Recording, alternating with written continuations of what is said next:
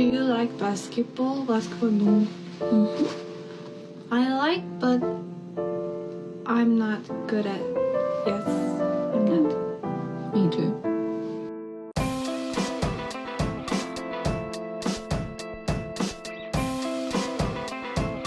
Doing if I have the flag behind me. It's essentially saying that's my daddy. That's my daddy, is Whitebeard. That's what all his crew members were saying. I know, but I'm saying, like, in this scenario, you would not be cosplaying a crew member. You would be cosplaying a Whitebeard analog. You'd be like your own version of him. In my yeah. I'm pretty uncomfortable with the dynamic on either end. I don't want a ship full of grown men calling me that, and I don't want to call another guy who's not my dad. Yeah. I'm sure we'll probably get some hate for that. There's so many interesting, like, people who have really dug into like different parts of One Piece where it's like, no, Garp's actually good. And that's like, but the Marines are bad. What's your Garp take? What do you think? Garp is, I mean, he's a good cop. That's what it is. Yeah, he's a good apple. And so. Yeah, he's a good apple. And it was interesting. I felt very bad for him with the Ace stuff, and I understand. I understand why he made his choice. I wouldn't defend it, but I understand it. Personally, I'm like, at that point, at the Ace intersection, that's where I am like, you know what? Abandon your ideals, bro. You'd be such a good pirate. Oh my god, dude. And you're pretty much you're doing whatever you want within the framework of this shit for the most part. You're just bending the knee to slave drivers. Come on, bro. Come on. Do some of that hockey man shit for the right side. Yeah, he's someone I think we'll have to wait till the end of the series to get the full picture of his morality, because you feel like he should be tuned in to a lot of the stuff that's going on at the top, but we're learning that a lot of people at the very top, like even a kind who doesn't fully know the extent of everything. So I don't know. We'll have to see what Garp knows, and we'll have to see what choices he's made. I find it easier to excuse. I'm struggling to come up with like an example of the opposite here, but like a man who has like his own very strict sense of like justice internally, and like lets that define all of his actions in life, even though I completely disagree with like the system and everything that he's participating in. I find it easier to be like, okay, at least that's your code, that's your vibe, I guess, is like this justice. But yeah, for the most part, pretty. All Marines are bastards coded. That's official stance of State of the League. I hate to break it to everyone. Even though I haven't even met any of the new admirals or shit. I'm still like fucking way behind. So yeah. We give him any of the new ones? Yeah, it's because Full Metal Alchemist is flying for me now, and so there's no way I'm going back to Fishman Island until the promised day has happened and I see what breaks down with all this shit. Because oh my god, ooh, it's so good. There's so many different political axes are forming. I love it. What's it called? I watched.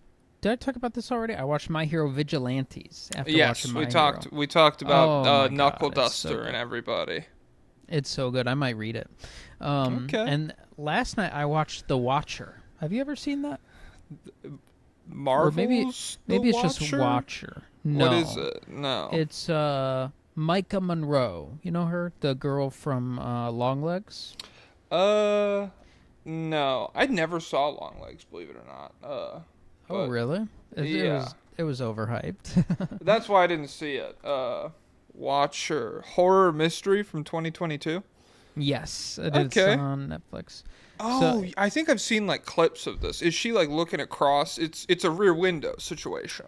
It's yeah. Disturbia for the I was gonna say that's the old movie, right? They have that on Netflix too right now. I assume it's pretty good. I've never seen that either, but I know that's where the trope was established. It's a great idea. It's a really good idea. It's a timeless idea.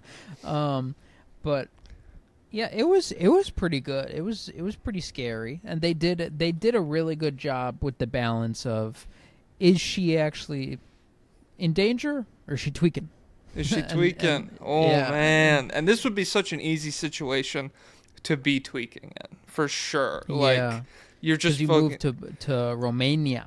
Oh, is that where it's happening? Yeah, so her husband gets a job in Romania, and he's half Romanian, so he speaks Romanian and everything. But she doesn't, and so she's trying to learn. So fish out of water, and so she's isolated in the new country, but also and no one believes her when it comes to the I wouldn't believe. Yeah, watched. think of it from your perspective. Some random Romanian neighbor you have is like, this guy's fucking butchering people across the way. It's not just that. Are you ever gonna watch it? Is there a twist? Is that what you're like scared of right now? Is like spoiling it for me, or what? Well, just spoiling the beginning details of how she finds out she's being watched. I'm probably not gonna watch this now. Okay, so he's a guy. First, she notices the person in the window. She doesn't really think anything of it, and then she's walking outside to like trying to find something to do. She goes into the movie theater. It's like a pretty empty movie theater, and then someone comes and sits directly behind her and just like watches the back of her head. And so she's like, all right, that was creepy, let me get out of there. And then that same person follows her to the grocery store and is like following her through the aisles, and then she comes home and she does a bad job selling her story to her husband, but like she's like, it's her me. husband. First and foremost, the idea of selling my story to my husband is like, I should be able to tell you I was abducted by aliens, and you should be 90% on board. That's another thing. They never had great chemistry. Like in night one didn't seem like things were too great. All right. But so she got straight up followed, and then she's like, I think it could be the guy up in the window, and then he's like, okay, that sounds crazy, let me go check with a cop, let me go talk to the window guy. And then he comes back and she's like, was it him, was it the guy? Because there's more details I'm leaving out, but essentially she had a very good reason to think that she was being watched, but they were like, you're tweaking. You're crazy. It was good though. I mean, worth watching. If a random woman told me she was being followed, I would treat that with like, from a scale of 1 to 10, 7.5 severity, right off rip. I'd be like, a man is following you? Okay, let's get you to a safe place. I believe that's probably happening right now. Yeah, me too, because the second I'm in this situation, I'm like, he's gonna kill me too now. Oh. He's gonna get me. A man's following me. Get away from me, freak. I believe you. I'm sure that's sad, but I'm gonna live another day. One sentence in, that's for the rest of my life. I'm checking behind corners for that man, because he's like, you cock blocked my murder, bro. See what you need. She's like, a man's following me. Tie that bitch up and run away. Be like, here you go. Leave me alone. I don't need anything else to do with this situation. I offer you as tribute. How breakable into is your apartment? How breakable into is your apartment? See, because now you feel uncomfortable offering this question. I will say, I'm pretty tall, and there's a doorman and stuff. Not me physically, but like is my there just one point of entry? Yeah, but it's a big building. There's like dozens of rooms. And stuff. But just to your apartment. Yes. Yeah. Yeah, mine is a little more breakable into than I would like. But I've got, guys, don't even think about it. I've got old Lucky Lucy. Does that sound like Lucky Lucy? Dude, is that believable? Mustang and Sally right here. Yeah, I got a little Tom Clancy for it. Okay. Yeah, I got Chet and J-Dub right here. Oh, okay. That could be fun. Yeah. Do you want to do? How long should this episode be? First and foremost. Also, it's a Wednesday. 1:30. 1:30. 1:30. 1:30. We'll do a cheeky. We'll do cheeky intro, cheeky reflection. Some. Cheeky I did lobbyist a lobbyist requests. requests. I dropped one today. I don't know if you saw You that. did? I did one last night. Bro, oh do we my have god. two? There's probably 2 going right now then. Fuck, that's on me. Guys, I was so hype when the Patreon money hit this morning that like I was in a blur. I just did everything else. Yeah, we have 2. One has 67, one has 63 responses. Holy fuck. Well, it's cuz when did you put yours up? Like 3 in the morning? 12 hours ago. So yeah. So that's 4 in the morning. Okay. Well, for 3 me at for least. me. 3 for you. 3 for you. Damn, I hit you right on the. Okay. Well, we could do yours today and then maybe mine the next episode or something. So yeah, what I'm saying is we don't need like a full 25 minute intro for this episode today if we're going to do full like just an hour and a half real quick. Yeah. So the gimmick today, let me timestamp. I timestamped the Watcher spoilers for everybody who's concerned about that. What is this? 11 minutes in. All right. 10:45. 10:45. I'm not that precise with it. Do we have any Russians in the audience or people with Russian heritage? I saw a TikTok where they were talking about how Russian people tell time, and they say it in a very confusing way. They say 5:40 at 10 minus 2, and then like it's the minutes, the 10th minutes, the hours minus the hours. I think like 6:15 is like entering 7 minus Okay. 45. Or it was very bizarre. All It was right. very bizarre. I've been watching. I watched this good a YouTube video about the Phoenicians as like a culture, and apparently they had the most dominant. They're like the warriors, but for alphabets. Where like the warriors caused the 3-point explosion. Everybody's shooting threes now. The Oh. Phoenicians alphabet, it's everywhere. Arabic alphabet, Cyrillic alphabet. What country are they? I don't know exactly, because I was walking around cleaning while this guy was talking, so I didn't get to see any of the maps. Where was Phoenicia? Where was Phoenicia? Let me see this. God damn it, it's not loading. It looks like a coastal country. It's New Jersey. The problem is that like all these maps are also old, so it's like like as a landmark on this map, it's like it was close to the island of Cyprus, and it's like okay, thanks. Oh, is it? Yeah, Cyprus is like off the coast of it, I guess. Do you know where Cyprus is? Yeah, it's like by Turkey, right? Okay. Yeah, but I guess they were really big. The alphabet was big, and then they were also really big in like they set up the skeleton for like global trade and shit that the Greeks and the Silk Road and people kind of came in and they were like, oh, we could do this, and yeah. So shout out to Phoenicia. Modern day Lebanon, coastal Syria, and northern Israel. Oh, okay. Guys, let's all go to Israel, claim the land in the name of Phoenicians. Hey, this was promised to me 5,000 years ago. The Phoenicians let me know. Hey, they're Semitic. I'm pro-Semitic. I'm neutral Semitic. Could you imagine? Anti-Jewish Jewish guy? The next presidential candidate says, I'm neutral Semitic. I see both sides. I see both sides. Apparently the new Superman's anti-Israel. I'm excited for it. I think I'm it looks hype. good. I'm hype. I think that specific point, I'm not holding my breath on. No. But what would they possibly say about that? I guess like the angle is like it's like a fake Israel-Palestine conflict. It's like Schmalestine versus Jizrael or something. And in the movie, Superman's like, Jizrael, you're the bad guys. But I think, it probably goes farther than like normal movies do, I'm sure. Like Michael Bay's Transformers probably had a more conservative take on it. But I still don't think I'm going to walk out of there and be like, holy based. James Gunn, how did he do it? I don't know if I'd throw those values on Michael Bay because he made a movie where I didn't see it, but I'm pretty sure the girl has sex with the Transformer. So Okay. And that's... Progressive. Israel wouldn't do that?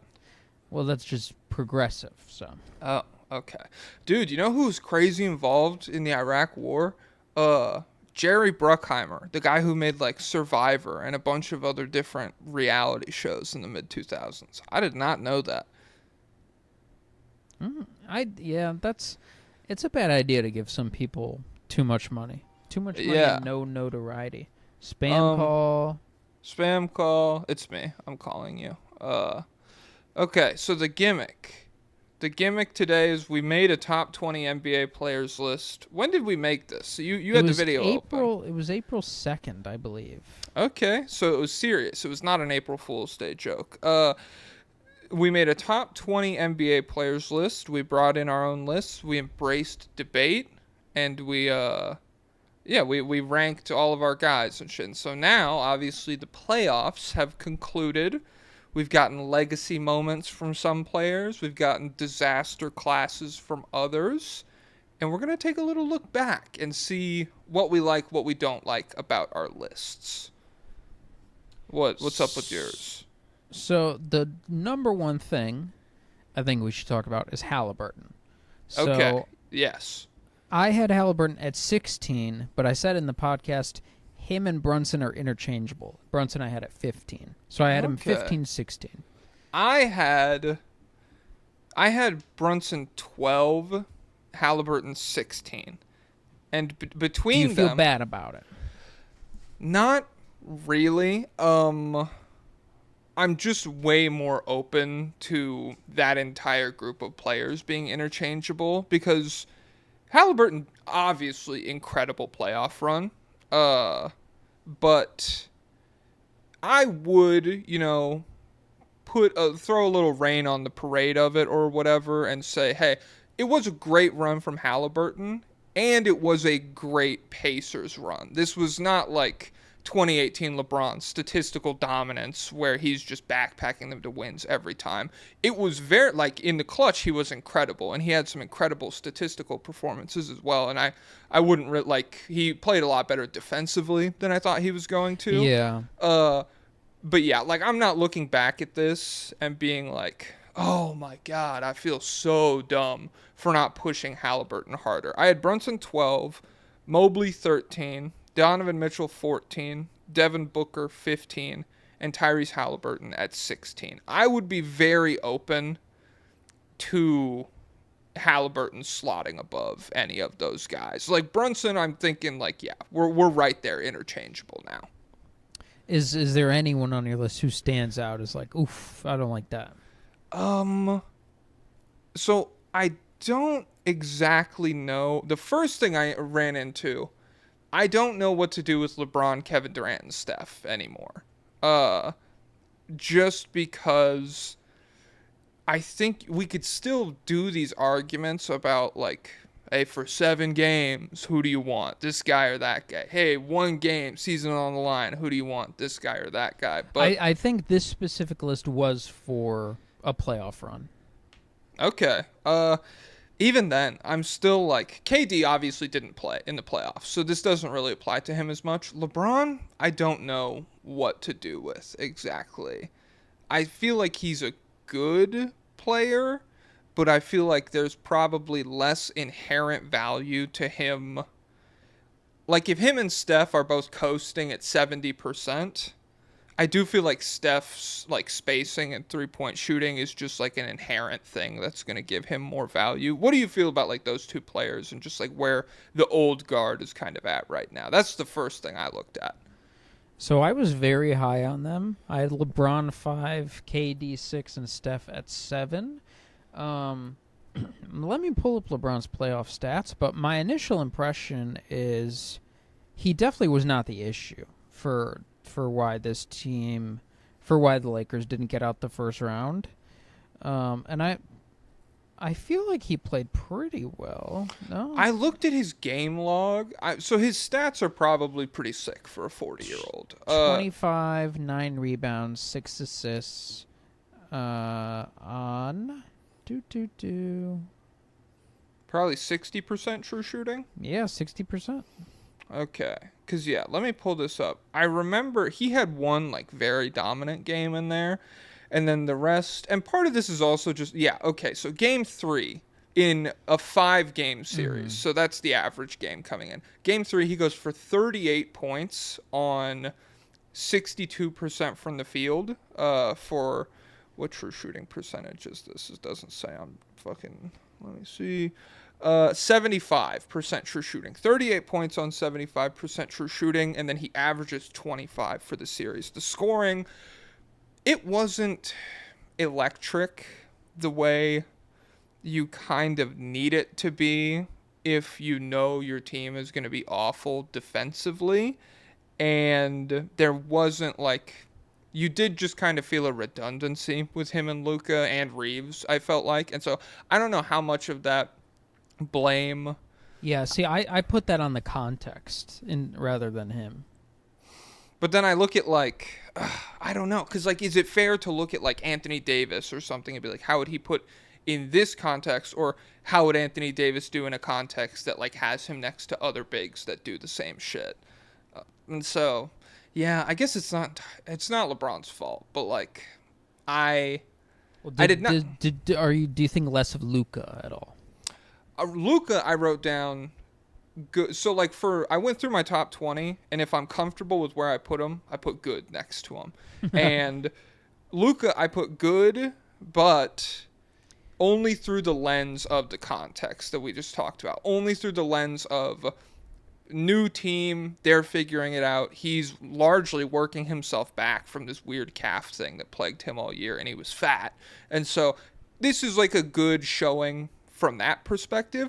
But if he was coming in next season to the playoffs and he was like 80, 90, 100%, and this is how he played, I think I would be a little bit disappointed for sure. Even in the context of like LeBron and Reeves do the same shit that he does. Like I just expect Luka to really be like an overwhelming offensive force no matter who's around him. And it's not like those two guys are even like bad players or bad help. They're just kind of like similar. The game after the 38-point game, LeBron had 27 on 9 field goal attempts. He got to the line 18 times. Yeah, he is goated, dude. But he does have some other, like, 19 on 18 shots, 21 on 19 shots. Bad defender at one of the most important positions, I would say, too. Was he bad? I don't know. Well, he wasn't as bad as like Reeves or anything, but like it's very much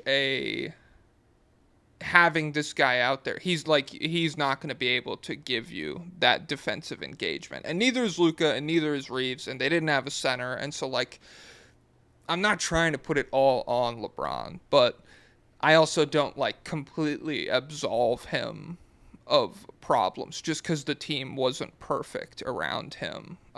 Because I'm talking about him as like a top 5, 6, 7 player, and the top 7 players in basketball. I feel like I should hold to that standard. I'm still in on him.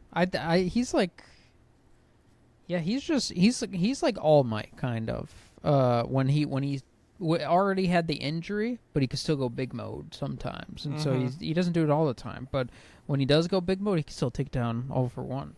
And so I think this version of LeBron put on a team with better defensive, like if he was on the Rockets, I think that'd be pretty nasty. Or I mean, it'd be pretty nasty, but like no shooters around LeBron, age 40. That's also a problem. The shooting is the issue. So what would be the ideal LeBron team out of all the ones like, that were in the playoffs?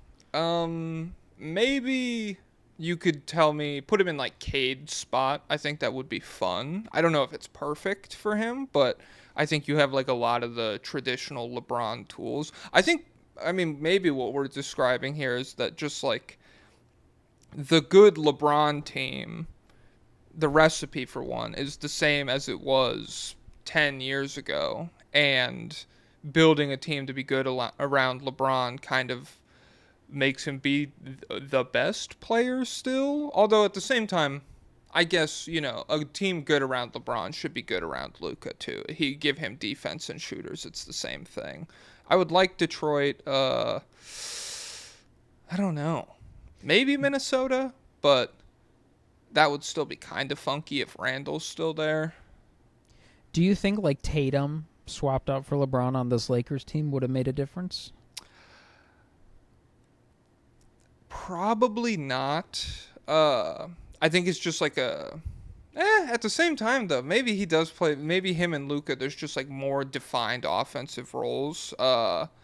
Where maybe he's driving and kicking and Luka is attacking closeouts off of that or something. I think they would definitely be better defensively, but I don't think they were a Tatum away from being like a good or survivable defense against Minnesota. Yeah. So ultimately, LeBron's not what he was, but I still really like him just as a jumbo wing. I still feel he's a plus defender, even if the engagement goes in and out. Mm-hmm. He can shoot. He's still one of the best passers ever. He can still get to the rim. Maybe not 20 times every game. Yeah, Maybe yeah. like the if he goes hardcore Mhm. one game, it'll suffer the next game. But I still really like everything that he brings to the table, and there's no one else who jumps out to like. I don't think like even after the run, I think he's still better than Halliburton. LeBron? Yeah. Yeah, I agree. I agree. Just because there's like a level of scoring and stuff that he provides, and I do think like LeBron coasting defensively versus Halliburton playing the best defense I Yeah. ever expected him to. It's still like two different tiers of guy. I liked Steph's playoffs. Even with the injury and everything, I thought he had a really good run. And especially like that Rockets team, looking back on it, that is a really good defending Steph kind of team. And so Yeah. for him, what did he average in that series? Like screening out his post-injury stuff. Let me see this real quick. Do you have it or I could. I'm pulling it up. It's fine. Oh. You got it? If you beat me to it, that's fine. I'm here, but there's an ad that's not letting me scroll to the right on my phone. Oh my god. I got it. Steph averages 24, 6, and 6 on 63% true shooting against the Houston Rockets in this run. 7 games. And Jimmy Butler missed one of these games. And so, like, that's even a game where there's just nothing help-wise. Yeah. I think it's tough because holding Steph to the same standard that I just held LeBron to, he's really bad defensively at this point, and there are some lows offensively, but I do think there's always, the way we talk about the threat of a great shooter, it's just so much easier to have that passive skill that LeBron doesn't necessarily have. And so I don't know. This playoffs, it wasn't like a huge like I'm scared the decline is now type moment for either of these guys, but it definitely didn't instill more confidence in me. And I would like to see both of them on a team where, in Steph's case, more help just in general, but in LeBron's case where the fit is a little more natural.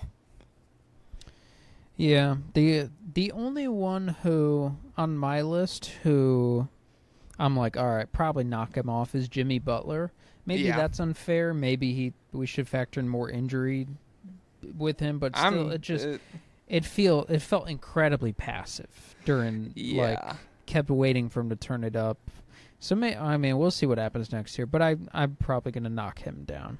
Yeah. I mean, I wrote down the same thing. Where did you have him? I had him at 19. Okay, I had him at 19 too. I said probably out of the top 20 on him unless we get like a locked in regular season and a good postseason next year. Just because like he only took more than 15 shots in 3 of the 11 games that he played in, and it's just like he did get hurt and everything. What was that? Like game 3, he fell on his tailbone. I have no idea.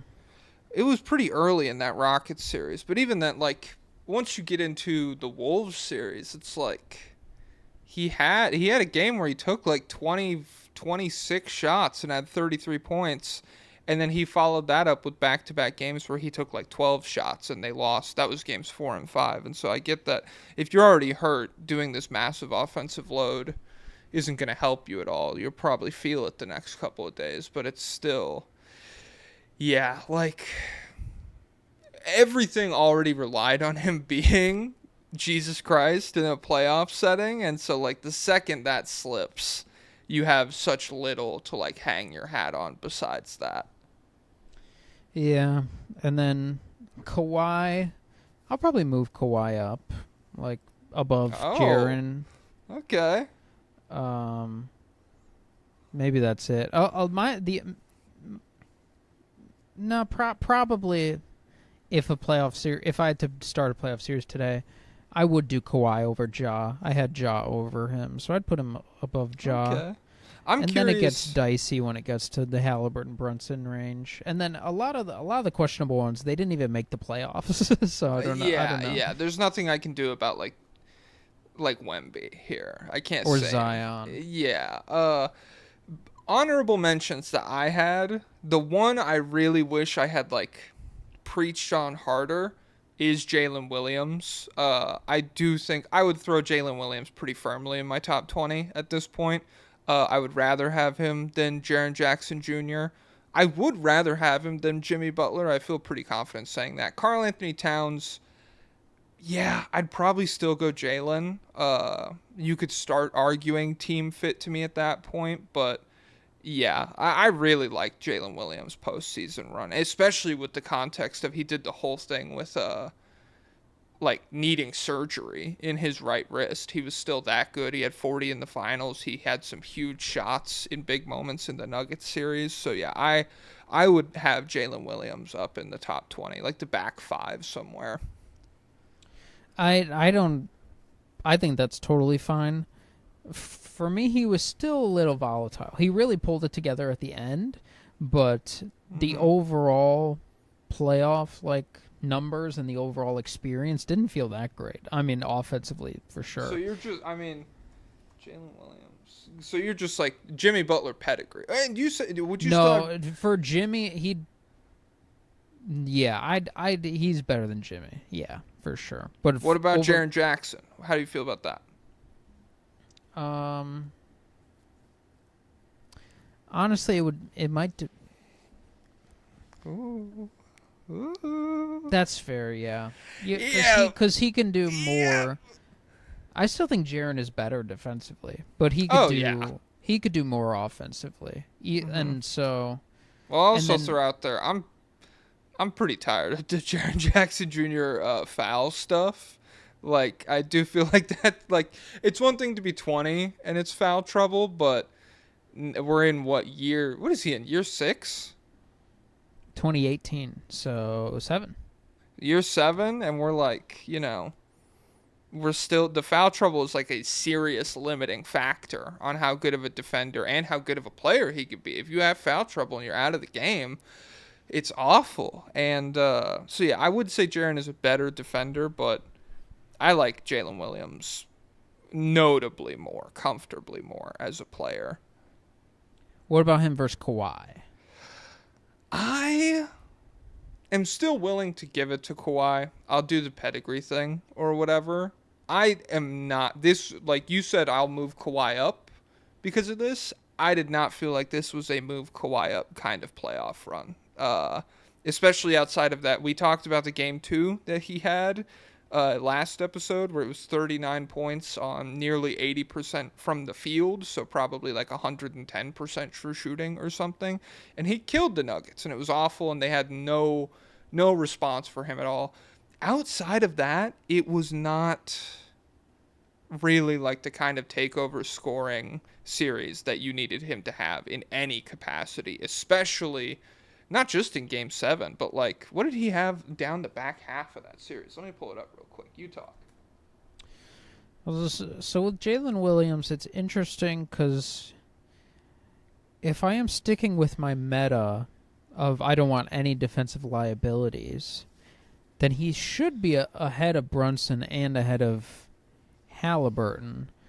but I think making a concrete rule like that, yeah, I don't feel good it's about your that. meta. Do whatever you want. There's never going to be something that's like a hard rule for me because it depends. I don't know. It's like, I don't know. It depends. Sometimes there is a guy. I've said transcendent offensive guards work, like, but still, I don't know. I'd have to think about it more because I would say through all of like that we've done with the no more small guard stuff, Brunson has been the guy that like when we say stuff like that, it's followed up with you have to be a Brunson kind of player to be small and like have a dominant team built around you. yeah. Let me pull up Jalen Williams' final stats specifically.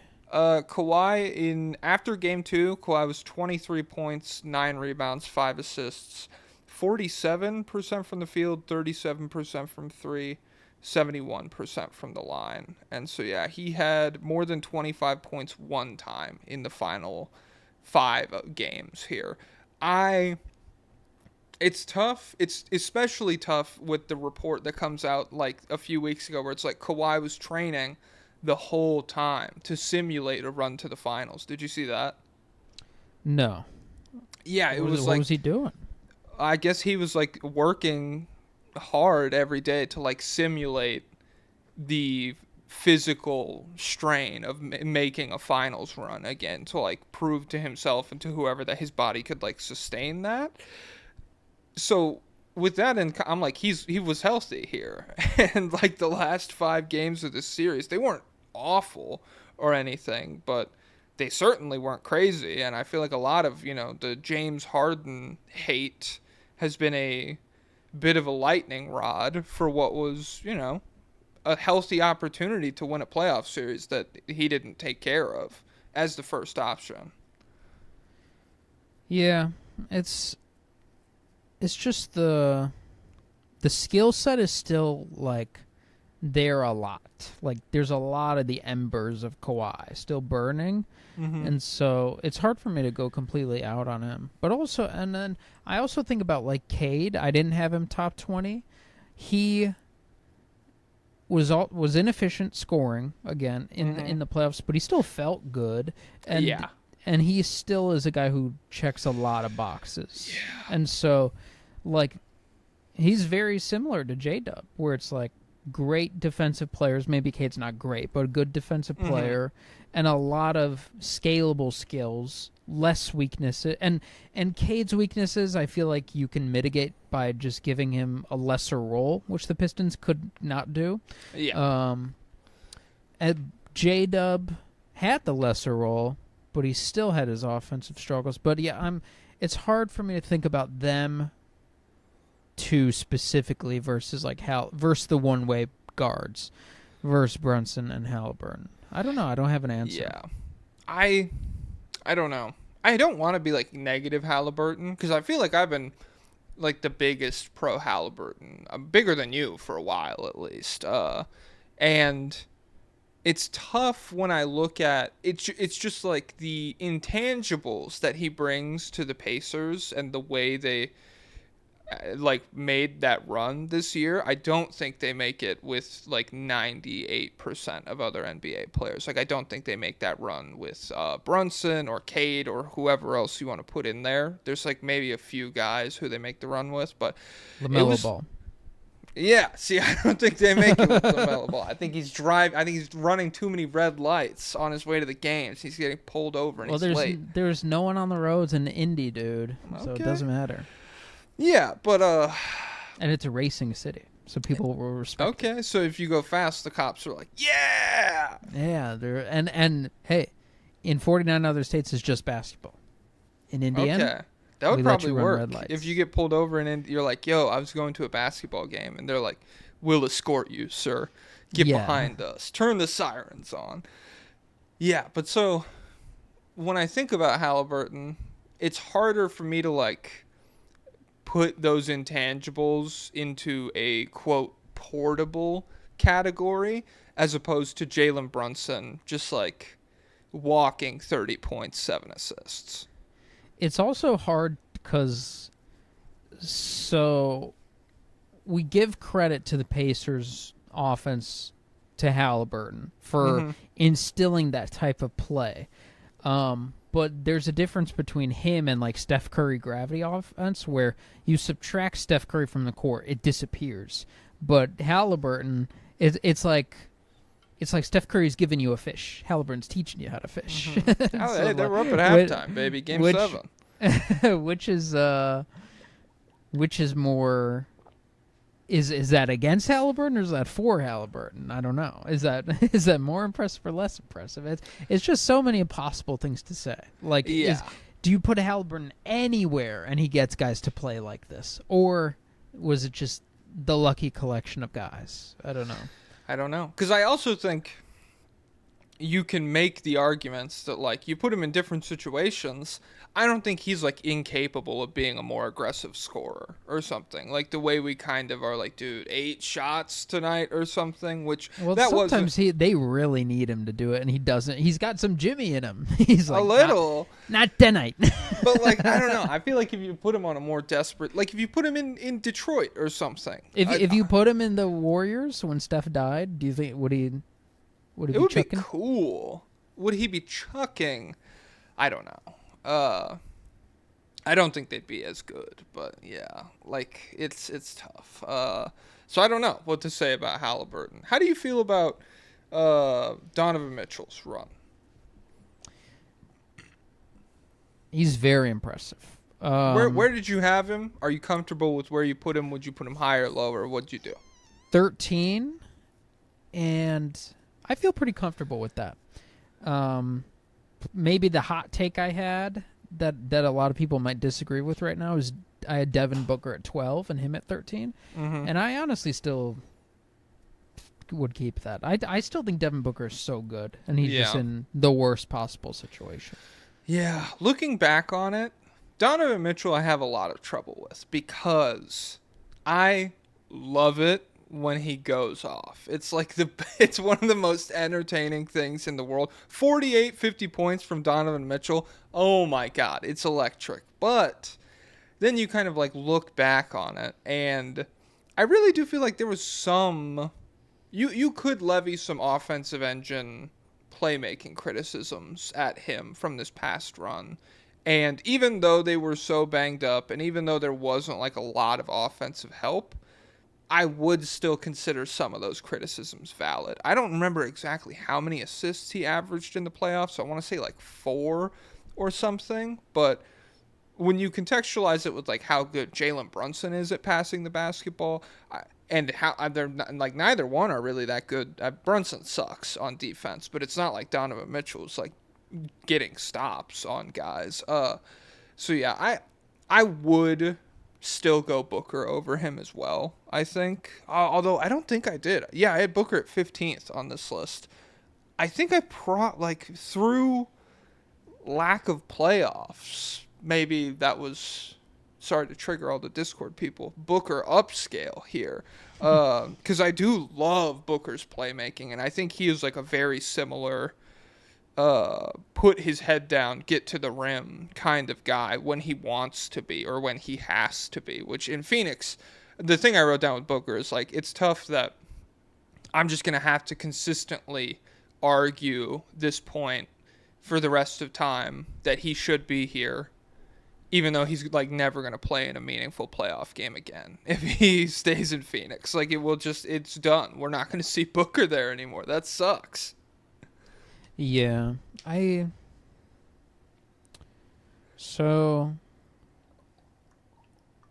don't know. I would have to go back and watch that Pacers series again. So in the Pacers series, Mitchell averaged 34 a game, but only 4 assists. But this is very much a team that's like drive and kick. So all the shooters didn't shoot that well. Yeah. Strus was 34%. Garland was he only played 3 games, so he was shot 17%.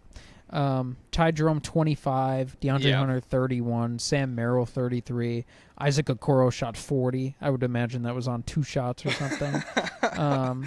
He shot 2 of 5 for the series, 40% shooter, Isaac Okoro.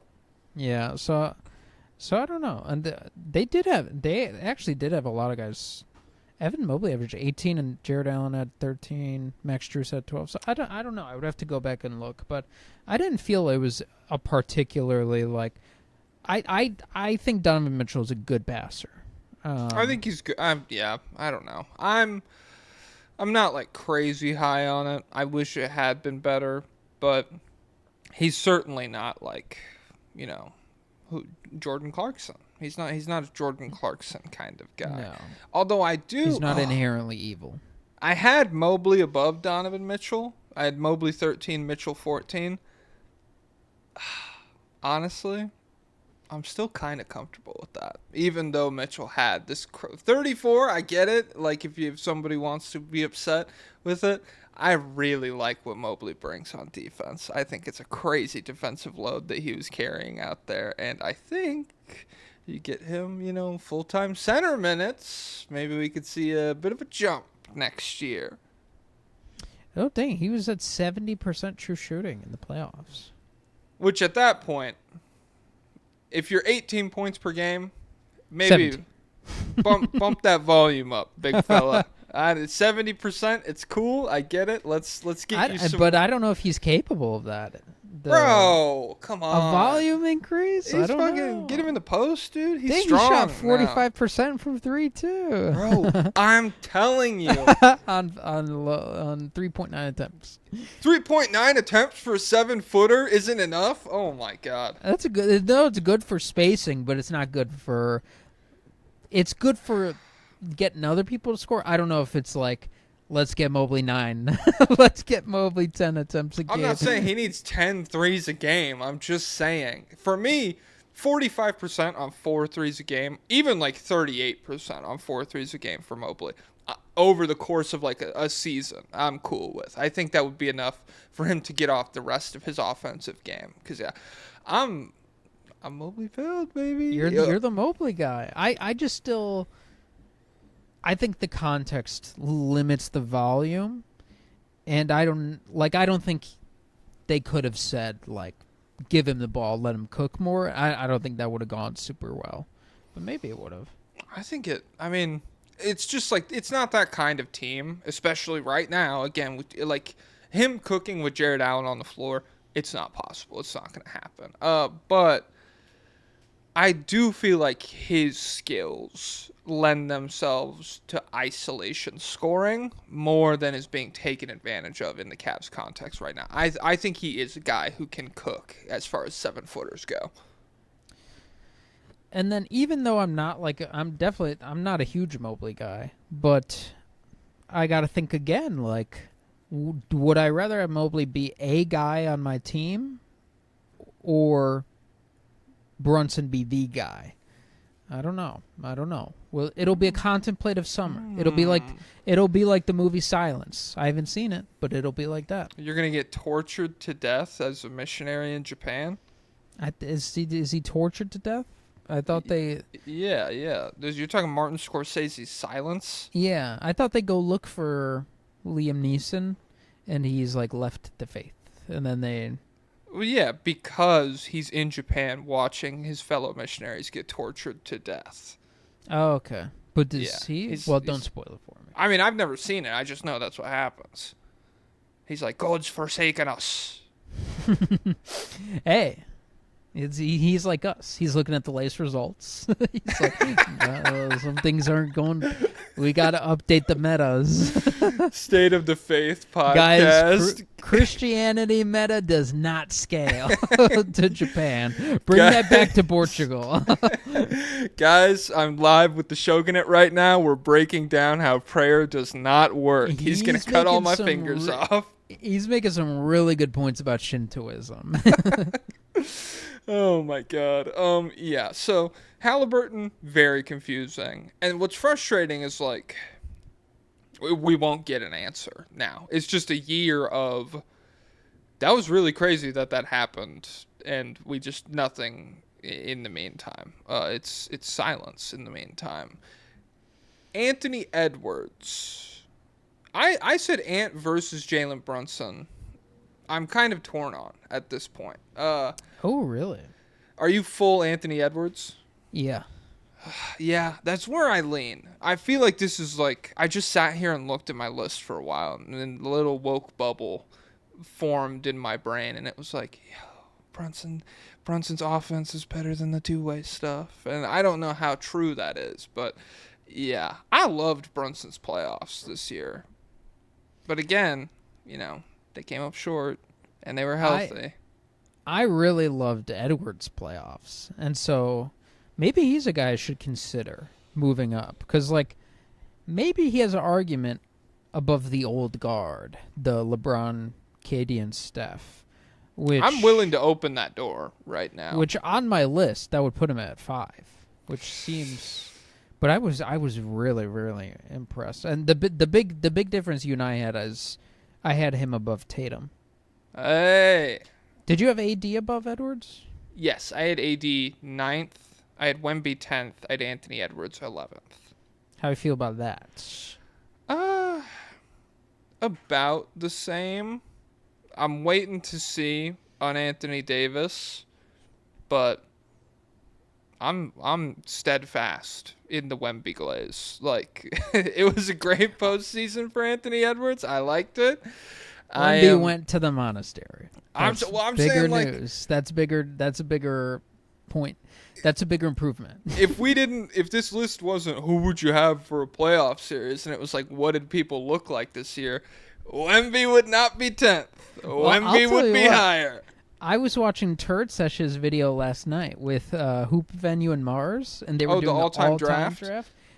None of them took Wemby. I'm like, I would have taken Wemby already, just specifically because they're building real teams. Yeah. So why would you not take one of the highest defensive peaks in NBA history ever already, and a guy who could make three? Even if you don't want him to do, and just play finishing, 3-point shooting, and defense.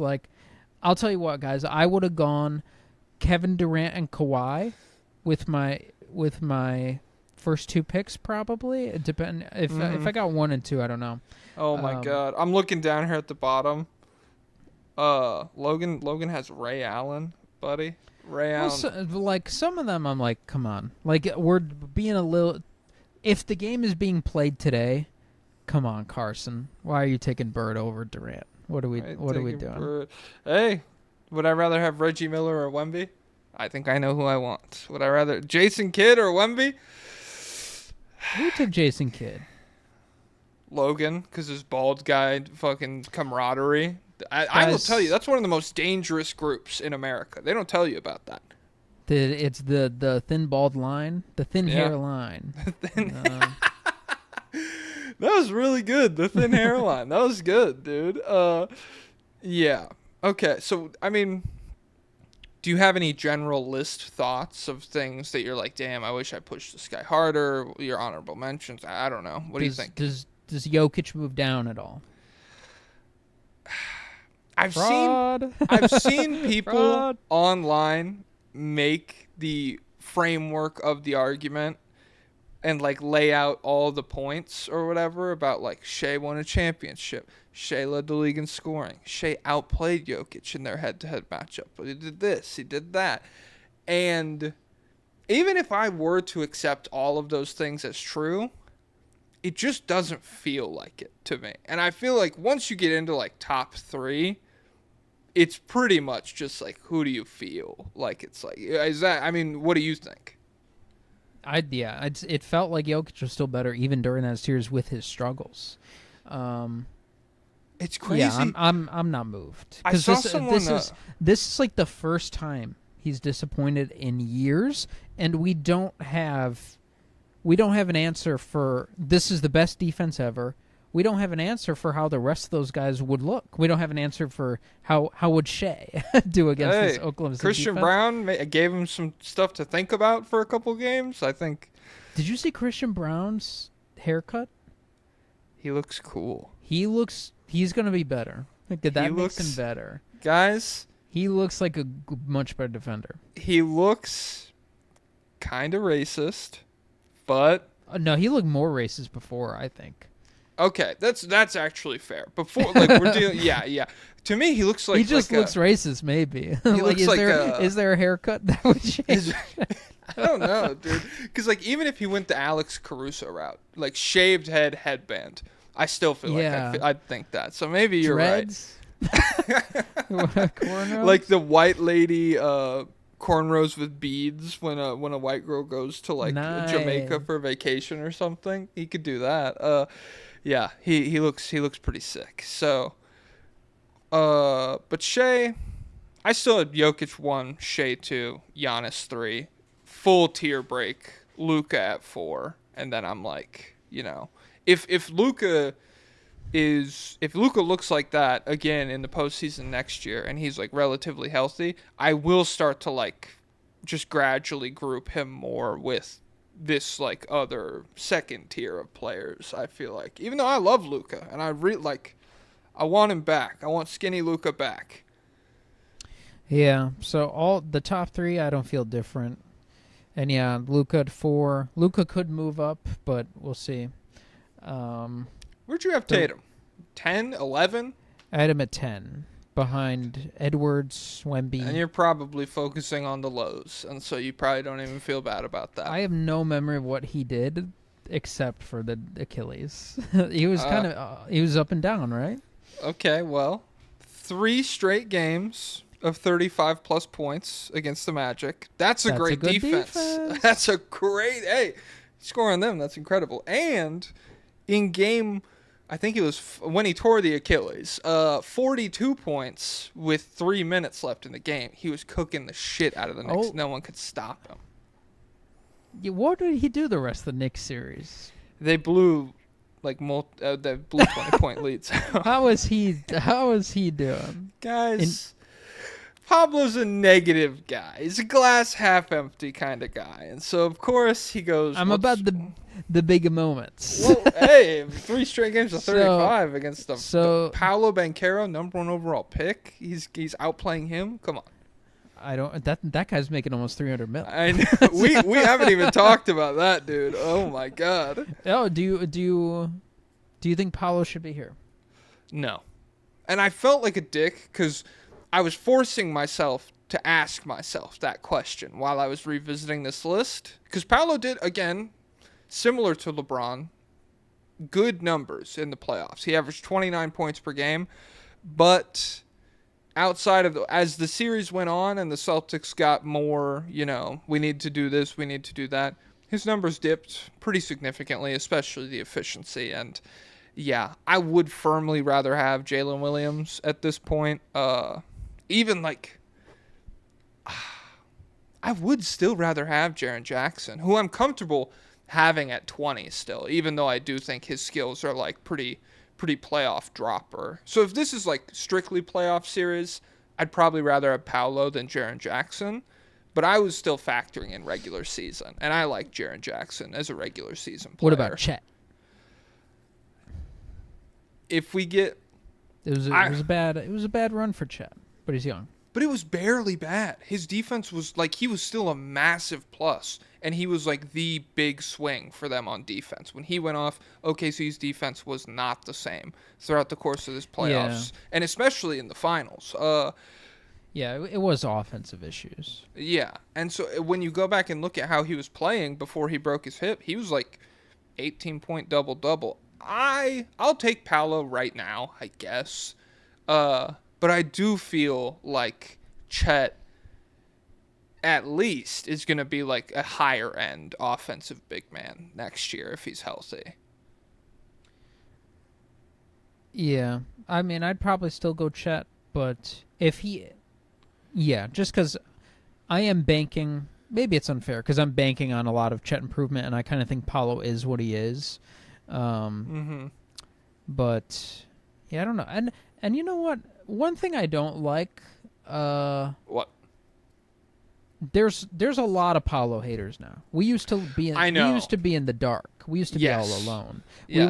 We were like Bernie Sanders in 2016. We were getting like, arrested. Yes. Yeah. But now there's a lot more. People post the on-off stuff. I don't know. There's a lot of guys that reflects poorly on. Like, isn't Luka famously never a plus? I don't know about that. I'm not gonna back there's a that. there's a lot of like stuff that I'm like, I agree he's not as good as people say. I wouldn't point to that as like. Well, there's the a lot nail of people in the, who in are the like, coffin. I could tell you're doing this because the spreadsheets tell you. I could tell that's why you're saying this shit. Yeah. And that's not, your heart is not in it. And I mean, I've been here. Like, I guarantee if I asked, I was like, what do you guys think about Scotty Barnes? They wouldn't like him either. And it's like, you're missing the entire point of all this. Look up from the calculator once in a while. I think Paulo will be very good. What do you think? I don't know. It's always the context with him, and it will be a better context, so we'll see. But I'm still scared about their shit. I just don't love the overall package of being a big guy like that who I don't think is good defensively. I don't know if he's gonna get good defensively. He doesn't. I don't think he offers any kind of rim protection. And I don't know about him on the perimeter.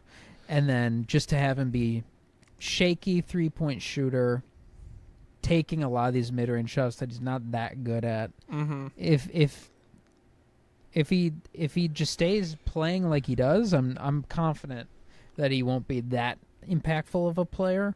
But if he were to just put his head down, get to the rim all the time, rack up free throws, play more like Zion, and just be like, because he, like, even at his worst, he is demanding a lot of defensive attention. Yeah. And he is a pretty good passer. I think, so in trying to be objective, in trying to be fair, I will, to say, well, Chet was hurt, but he'll be good next year. I will grant that same kind of like leeway to Paolo. I do think the oblique injury is one that like really, core strength is important for all the shit you just described. Like putting your head down, getting to the rim. It's tough when your like core is hurt like that. And so I will chill on him a little bit, but I do think when you frame it, if you frame it the same way you were like, would I rather have Brunson as my guy or Mobley as a guy? I think no brainer. I would rather have Chet a guy than Paolo the guy here. Yeah. Oh, we just got a new Dylan. Just became a Patreon member. Welcome to the show. Dylan with a Y. Dylan. They're often with Y, no? What's Dylan in your? What's canon Dylan? I'm a conservative. Dillon. Really? I think I'm a Dylan Y guy. Okay. New wave versus the old guard. All right, guys. Dylan canceled. No. I like the Dylan. Dylan, that's my favorite Dylan with the Y. It's the guy who just subscribed to Patreon. He's one of the only canon ones. But yeah. Other than that, I think Tatum at 5, for me, I am happy with, even with the Achilles injury and I was happy with him there. I don't know what's going to happen now. I would put him in injury exemption, obviously, same with Halliburton and stuff, but I thought he had a respectful postseason. I'm excited to see. Well, no, I don't know. I would like to see him in a bad situation and see what that looks like. Okay. I did not think they were that good of a situation in these playoffs.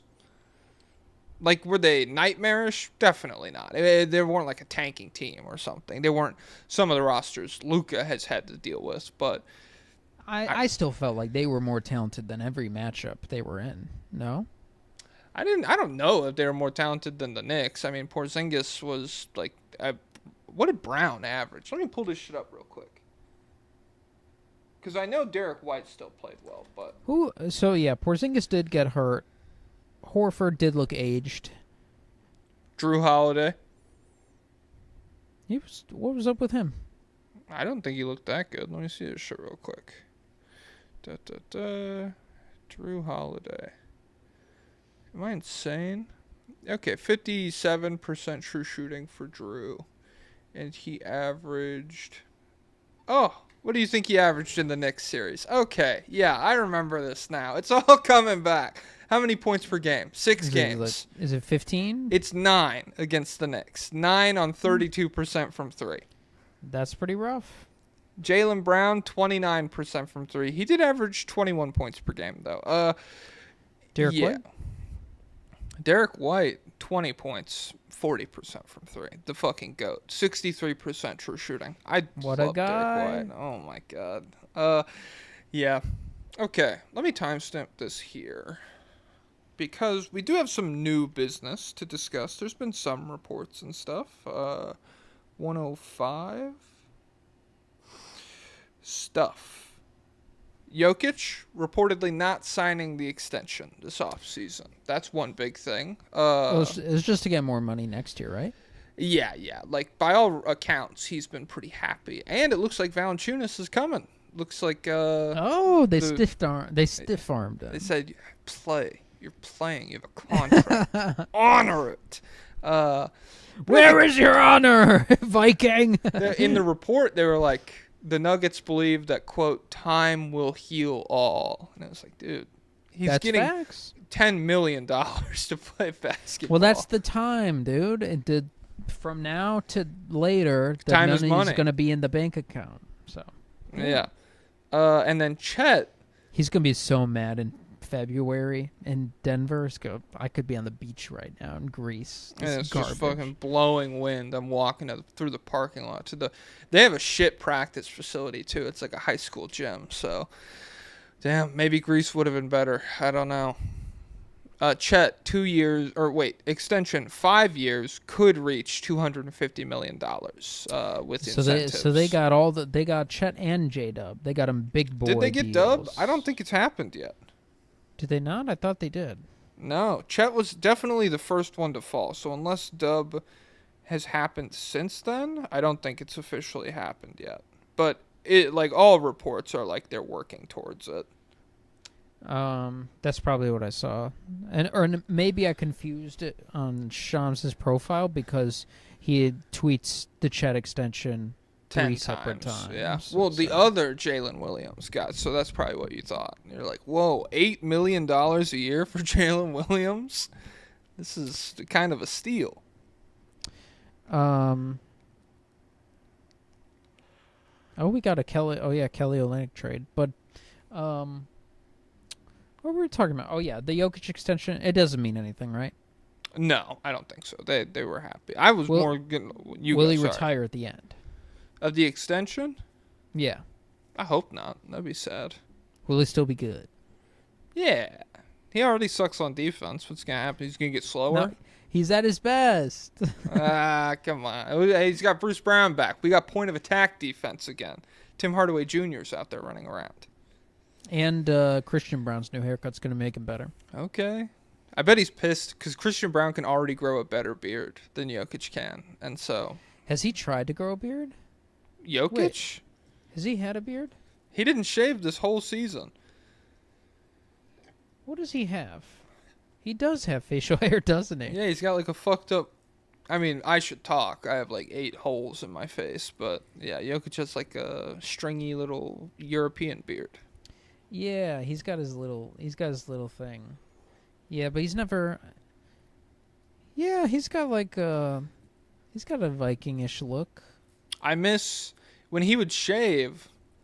The days he would get a haircut, he looked like a giant baby. It was so just like completely bald. He looks like Gru. Yeah, like just no hair anywhere on his body. He's 10 feet tall, 400 pounds. Yeah, I think so. The Chet and Jalen Williams stuff is crazy though, cause it's crazy. Like, of all the teams that are like super expensive now, the Thunder are the best poised to navigate that I've seen so far. In terms, like, first of all, this Chet deal theoretically is a pay cut. I think he could have gotten as much money as Paolo did, which is what, $280 something million with incentives. But he's not selfish. Yes. Like Paolo. Yeah, exactly. I saw there was a funny tweet where it was like, someone quoted the Paolo extension, and they were like, in case you were wondering why Ace Bailey wants to go to the East and farm points, rebounds, assists, this is why. And I don't know, it's kind of a good argument. You get paid pretty easily that way. Hey, why he could farm in Utah. I mean, they let certain guys do whatever they want with no repercussions at all. You just have to be one of Will Fraudy's favorites. Okay, how do you do that? Do you know? No clue, dude. It's a mystery. No clue. You'd be evil. You'd be sacrilegious. You take the Lord's name in vain. You drink coffee all the time. That's like a Mormon thing, right? Yeah, they can't drink coffee, but we got to get some reporting. Is AJ Debanza following those rules? I don't know. I'm scared because rookie season AJ Debanza, a terrible 3-point shooter. He's like, I'm jittery. I had a cup of coffee 2 days ago, and I haven't been able to shoot since. My hands won't stop shaking. Right now, they're doing the U19. Is it over? It might be. I don't know. They're doing the U19 international play, and it's just every year. It's just like USA 100, Puerto Rico 20 and stuff. They just obliterate everybody, and people like they put people all of draft Twitter's like, look at this slashing from AJ Debanza. It's like, yeah, I hope he's doing that right now. That's a demon. That's Demon against the bottom 200 schools. This is the U19 Team USA against Puerto Rico. Josh Giddey should have to play in that too. They should make Josh Giddey play in everything. Yeah, to prove year it. round. I want you to play 200 basketball games a year. I would say if you want 20 million, buddy, play Summer League, and so get us a championship. Honestly, though, Summer League is geared towards a guy like him. It's absolutely. It's why Lonzo dominated and Ben Simmons dominated these types of guys. Like it's just up and down. Look it up. You know who has had a killer Summer League so far? I think. Bryce Sensabaugh. Summer League stats Utah. My Bryce Sensabaugh video got 200. It has 200,000 views. I don't know how it popped Good people up. know you. You're the Bryce Sensabaugh guy. They really don't. Like, I went on the real performance on the real app of his 37-point game. One of the comments, Pablo Escobar. It's a dweeb factory. And if people knew, then they wouldn't be suggesting nicknames for him. People are in the comments of that video saying, the sensei goes kind of hard. What are you talking about? Like, what are you saying that to me of all people? Stats. Filipowski is who I was going to bring up as just a very much like dominant in a game where you can have 10 fouls kind of player.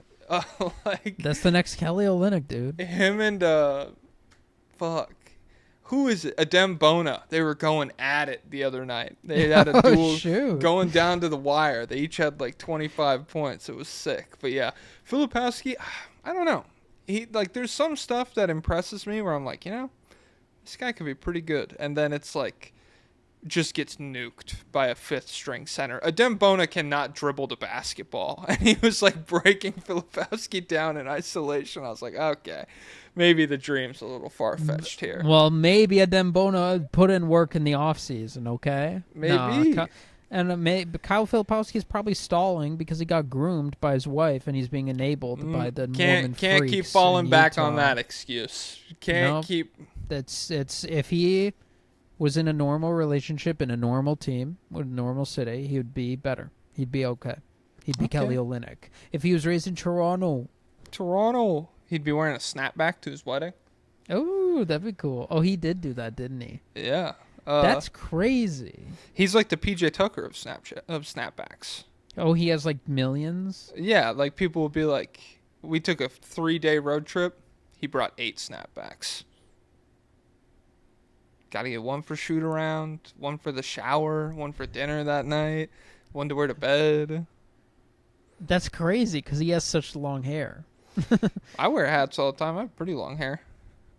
Usually, do you wear We see you hatless. Yeah, that's true. I just wear 'em. It's easy to throw it on. I mean, Usually, hat guy is losing hair guy as well, but that is not Kelly Olynyk. oh my goodness. You know who I liked on OKC's summer league team? Jay-Z and Gortman. He was a guy from the 2023 draft who played in. I think he was on the Ignite, and he didn't do that much. But he's like 6'1". Okay. But he's got 6'10" wingspan. Okay. And he was just getting to the rim like so super duper easy. It was crazy. 9 points per game. He shot 60% at the free throw line. Okay, so we have an area for improvement. Hey, what does Josh Giddey shoot on free throws? Someone pull that up. So we're finally getting a little report about he's not getting $30 million, and he might play on the qualifying offer. And I'm like, yes, beautiful. Damn. Well, this is just scary because it's like something's got to give. If they make one smart decision, pressure just builds that the next dumb decision will be. Yeah. It'll be twice as big. Well, I'm really worried now because I didn't realize we're gonna have a ton of free agency room next year. So I don't know what that freak is planning. I don't know what. Luka x Josh Giddey backcourt. Luka's like, I hate playing with LeBron. I need to get out of here. Let me go play with Josh Giddey. Who is going to be a free agent next year? Let's see. What kind of team are they going to assemble? I don't know, because a lot of teams have cap space next year, and I think the 27 free agency class is supposed to be good too, because that's who the Clippers are keeping stuff open for. So they have Pablo listed. He just signed an extension, idiot. Guys, update this fucking website. Bradley Beal, idiot. Come on, max NBA.com. him. Second max. Mikal Bridges. We could max him. It's so funny how you talk about Josh Giddey getting $10 million like it's going to end your life. And then you're like, we could max Mikal. No, I did. To be clear, that would not be a great thing. Yeah, but you seem happier about it than the Giddey part. Well, it's funny. It's funnier when it's not funny when it's fake, but when it happens, I'm going to play this clip for you, and you're going to be like, that guy was an idiot. Dyson Daniels, did he sign an extension? I don't think so. What if Kevin Durant's washed and then we get him? Oh, we could get De'Aaron Fox. What? All right, let me run this by you. Max De'Aaron Fox, max Draymond Green, max James Harden. New big three. That would be really good. You could see that happen. That makes sense in the Bulls world. I think maybe Harden, but I don't think they respect Draymond enough. You'd have to have Joakim Noah come in and be like, it's like me again, guys. No, that's a champion, dude. That's a winning guy. Okay. Damn. I'm watching Wemby highlights on Twitter now. This is so all right, sick. I'll do some lobbyist requests. Oh, shit, I forgot about those. Damn, we only have 10 minutes left. Okay, yeah, do it. Joe Ingles enjoyer, Mr. Pablo, talk about the bouncy Jokic, Lachlan Ulbrich himself. He won't make it. I'm sorry. It's inherently the bouncy Jokic. It's an oxymoron, guys. Glue. Keith Bogan's hate episode. Keith Bogans could not play in the NBA today, straight up. Who is Keith Bogans? He was the starting two guard on the 2010-11 Bulls. He was a pretty good defender, and that was it. He was Tony Allen type. He was Andre Roberson type. 35% from three. This guy's a sniper. That was huge back then. I was listening to the new Mind the Game episode, the Kevin Durant episode. Oh, I need to. I haven't yet. It's so funny. It's broken down into 2 parts on YouTube, and I clicked on part 2 first by accident, and it just opens with 10 straight minutes of Durant and LeBron being like, if you're short and you can't shoot, there's no spot for you anymore. It's just Durant literally goes, we'll just put Jokic on you, and what are you gonna you finish over him? You're 6'3". That's not happening. Guys, I'm supposed to be at that table. I could hang at that table. I had could Steve literally Nash's be at job. that I table. chose this instead. I'm literally as athletic as current Steve Nash because he's so broken down. So I don't think You guys- that's true. you guys need to tap in. No, he could probably still do everything better. He could, especially even like though he's soccer completely stuff. broken. Oh my god, he'd nuke you. Well, what about playing FIFA against him? He's one of the most brilliant tactical minds of this generation. Doesn't matter if your fingers can't keep up. He's got old man reflexes. Yep, Okay. his brain takes a long time to fire. He's got South African genes, so Oh crap! yeah. Damn. Okay, that you're playing FIFA and you're like equality, and he's like, oh, and then you score a goal on him. Pablo's ex-wife. I don't acknowledge you. Derek White Enjoyer. Good day, sirs. New Patreon subscriber here. Welcome to the show. Welcome to the show. Glad to have you. Since you're all about saving us money, do you know if there's any way to avoid the currency conversion? My $9.90 Australian a month means the children won't be eating. What's equally terrible is that most basketball fans here in Australia think that P. Giddy is Christ reincarnated. As Patty Mills and Jingling Joe Ingles are getting closer to retirement, our national team looks like it's pivoting to a Giddy Dyson Daniels core. What archetype do you think is most important next to those two on an international stage? Probably Thanks, shooting. fellas. Love the pod, X. I would love it to be a fly on the wall in an Australian sports bar where it's like old guys talking about Michael Jordan, but it's old Australian guys breaking down like Josh Giddey and stuff. And so it's just three pissed drunk, like barely legible. Yeah, Josh Giddey, he's fucking crazy, mate. Fucking he's one of the Fucking greatest, Did you see that fist passes break? I've ever seen. It's like a boomerang, but it's not coming back to him because they're scoring the ball. I wonder. Sorry for just dunking on Australia. What to this. Australians? Let us know what kind of people are into basketball in Australia. Like, are old people into it at all? And if it is old people, are they like? What if the old racist people in Australia are really into basketball and they're like, Patty Mills shouldn't be on this team. Patty Mills. Joe Ingles. Now there's an Aussie. That's a ball player. Yeah.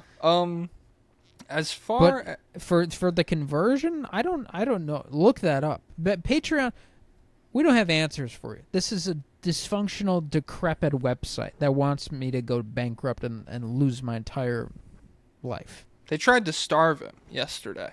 They tried to starve me. They've been guys. The honey nut, and you know what?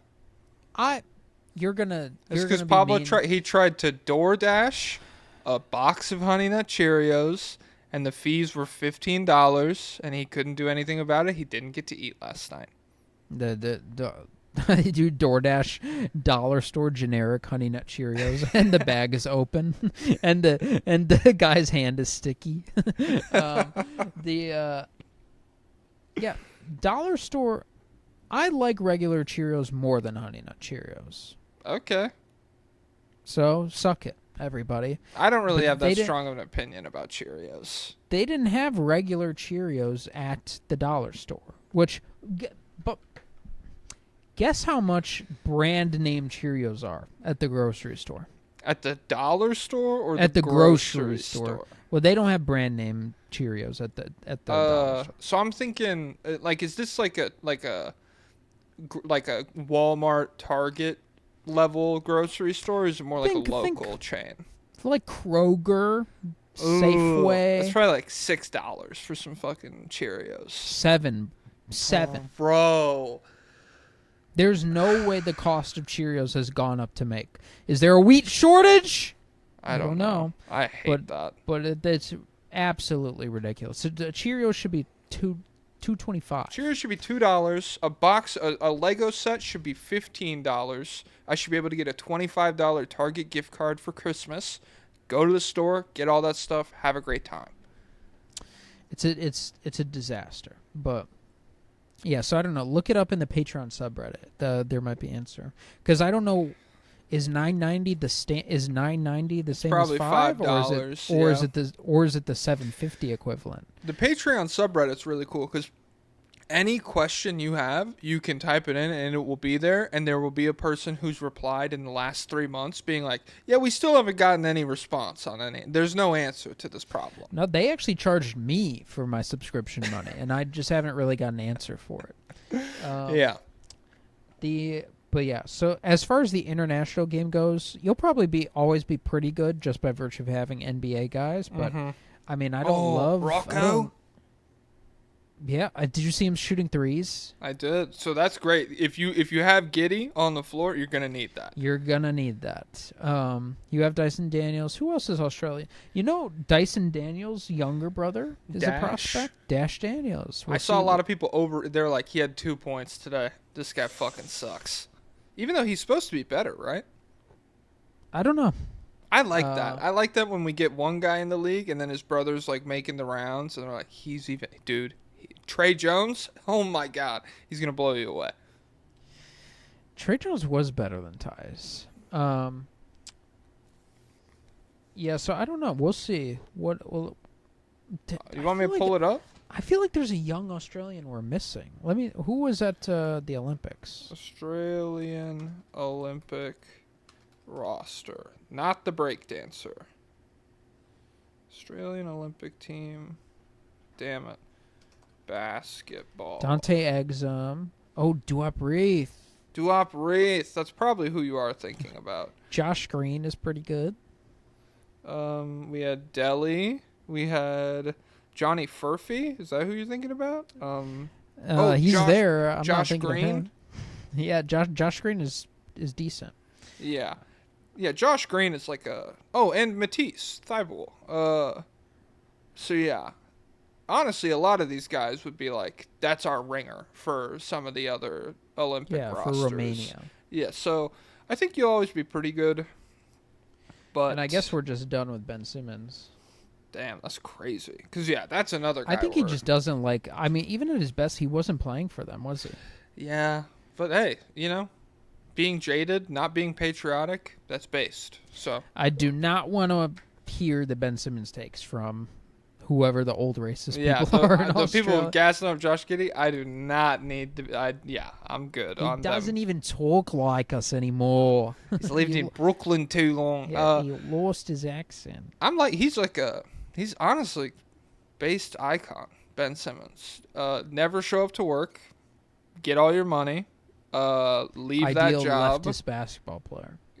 Go to Brooklyn. Hang out there the whole time with your $400 million and never played. You have no patriotism. That's based. Do you remember that Twitter post from years ago? It was like ideal liberal day, and it was like wake up, go get avocado toast, go to protest. It was like all stuff sounds kind of cool. Well, it was like wake up at 12. Wake up at 12, iced coffee at 1:30. I'm like, hey. You've already come on. Sounds like a pretty great day. Is this play about us? What the hell? Yeah. Okay. Next request. Well, you need a perimeter shooter, big time perimeter shooter. From, what's on my mic? There's no room. Fuzz. The fuzz is on your mic. The police. Fuzz zoom in. Hey, fuzz cam. Fuzz Guys, cam. Comment down below if you like the fuzz cam. Random fuzzing, zing, zing. Random feet. Dan Schneider's like, take your socks off. Oh, God. Random toe polish, and I get to apply it. Random toe polish. None of the adults in the room ask any questions. There is a young guy in the NBL who's going to be playing, but I think he's Mexican. Kareem Lopez? I think that's who it is. Okay. So we might get a Mexican hero. Let's go ask the old guys in the bar what they think about Kareem Lopez. What do you guys think about Mexico and their Jewish president? Female Jewish president. Okay. But yeah, you need some perimeter shooting. I think that's cool that she's the president. Will Shardy, hello, Jack and Pablo. Would it be okay if I commissioned an artist for some wholesome yaoi of you two? Love, Will Shardy. No. We might have to sue you. Yeah, you can't be on the Patreon anymore if you do that. Yeah, and post your address. Yeah, guys, meet up at Will Shardy's house. Tumani Kamara, Just cross-posting this so we can recruit as many as possible. Wait, what is this? Okay. For the meetup at Okay. Pablo's house? I was scrolling to see if that's what it's about. It is not. Hola, Mr. Joestar and Pablito. New patron here wanting to announce I will be starting a cult of Trailblazer Triceratopses for fans that love dinosaurs and miss the Supersonics. Rest in peace. Okay. We will That's talk pretty about good. Blazers B-ball and how to overthrow the tyrannical woke Musk so-called government. Don't do it in our Discord, guys, because we will sell you out to The intelligence. first part, you could basketball in the Discord. None of that other stuff. Don't talk bad about Elon Musk in the Discord, guys. We're going to sell you out. Yeah. Grok, kill this guy. Grok's got some spunk lately. Yo, Grok's been up to no good, dude. Please bring food or drinks to the church located at 4089 NE 9th Ave, Portland, or the meetings start at 10 p.m. every Tuesday evening. That's a very inconvenient time. If you have any questions, please call the secretary's number 503-477-8888. I wonder what this is. That's your phone number. Yeah. 88888 can't be a real person, right? Well, it probably is, and we're just doxing their ass. What if it's Miranda Cosgrove? Oh, no. Thank you for being one of our founding sponsors. There will be a blood oath upon joining, but don't worry about that. Where are you going at 10 p.m. on Tuesday? Oh, I got to do I blood got oath. Triceratops class. Blood Yeah. oath? What if we're cavemen? Mud oath. And then you shake hands with mud. Oh. That's how they were, just not on purpose. Yeah. Sonics, please. Hi, Jack in off Pablo. I don't like that. First-time lobbyist request here. Welcome to the show. Tough start. Back on the Wemby GOAT agenda, what Okay. averages would he have to put up next season, and where would the Spurs realistically have to finish in the Western Conference for him to have a chance at winning MVP? P.S. Nuggets winning it all next year. Cam Johnson, 23 points a game on 40% from 3 season, is among us. Oh, my Dash God. Noah. So sick. Holy fuck. Wemby averages 25, 14, 5, I think he needs 27. and 4. 27 at least. 27, 14, 5, and 4. I think that line alone. Wait, 27, 14, 5, 4 blocks? Yeah, he had 3 and okay. Let's call it like 3.5. He had 3.8 this season. Will his blocks go up, or will people just start avoid? Will he be I like don't Darrell think Revis? it's possible to like avoid him because he gets like 1.5 on threes and jump shots a game. So it's like, what are you just gonna not shoot Just within don't 12 feet? Don't do it. Don't shoot and don't pass. Yeah, yeah. Guys, new anti. If you're an anti Wemby goater, take shot clock violations. Don't That's do it, dude. I've always thought, what's the penalty? You can't get in the bonus for too many shot clock violations, can you? I have no idea. I don't think so. So, I mean, well, that's why they invented the shot clock, was because the team had to beat George Mikan like that. Oh, nice. So Do you he's, think- yeah. Could you have beaten George Mikan? Nah, he's too big. Nah, he's pretty, one-on-one? Yeah. No, if I'm constricted to using the 1950s basketball rules, because I would travel. No, dude, no. Free. It's today. Still, no. Especially Yeah, not post ACL. Are you kidding me? Yeah, no. Is he a 7-footer? I think Yeah, he is. he's huge. But as far as like Wemby MVP, 27, 14, 5, and 4, I think the Pacers could be like a 13 seed, and he would still be in the conversation. If they were like the 7 seed, even like low key the 9 seed, he wouldn't win.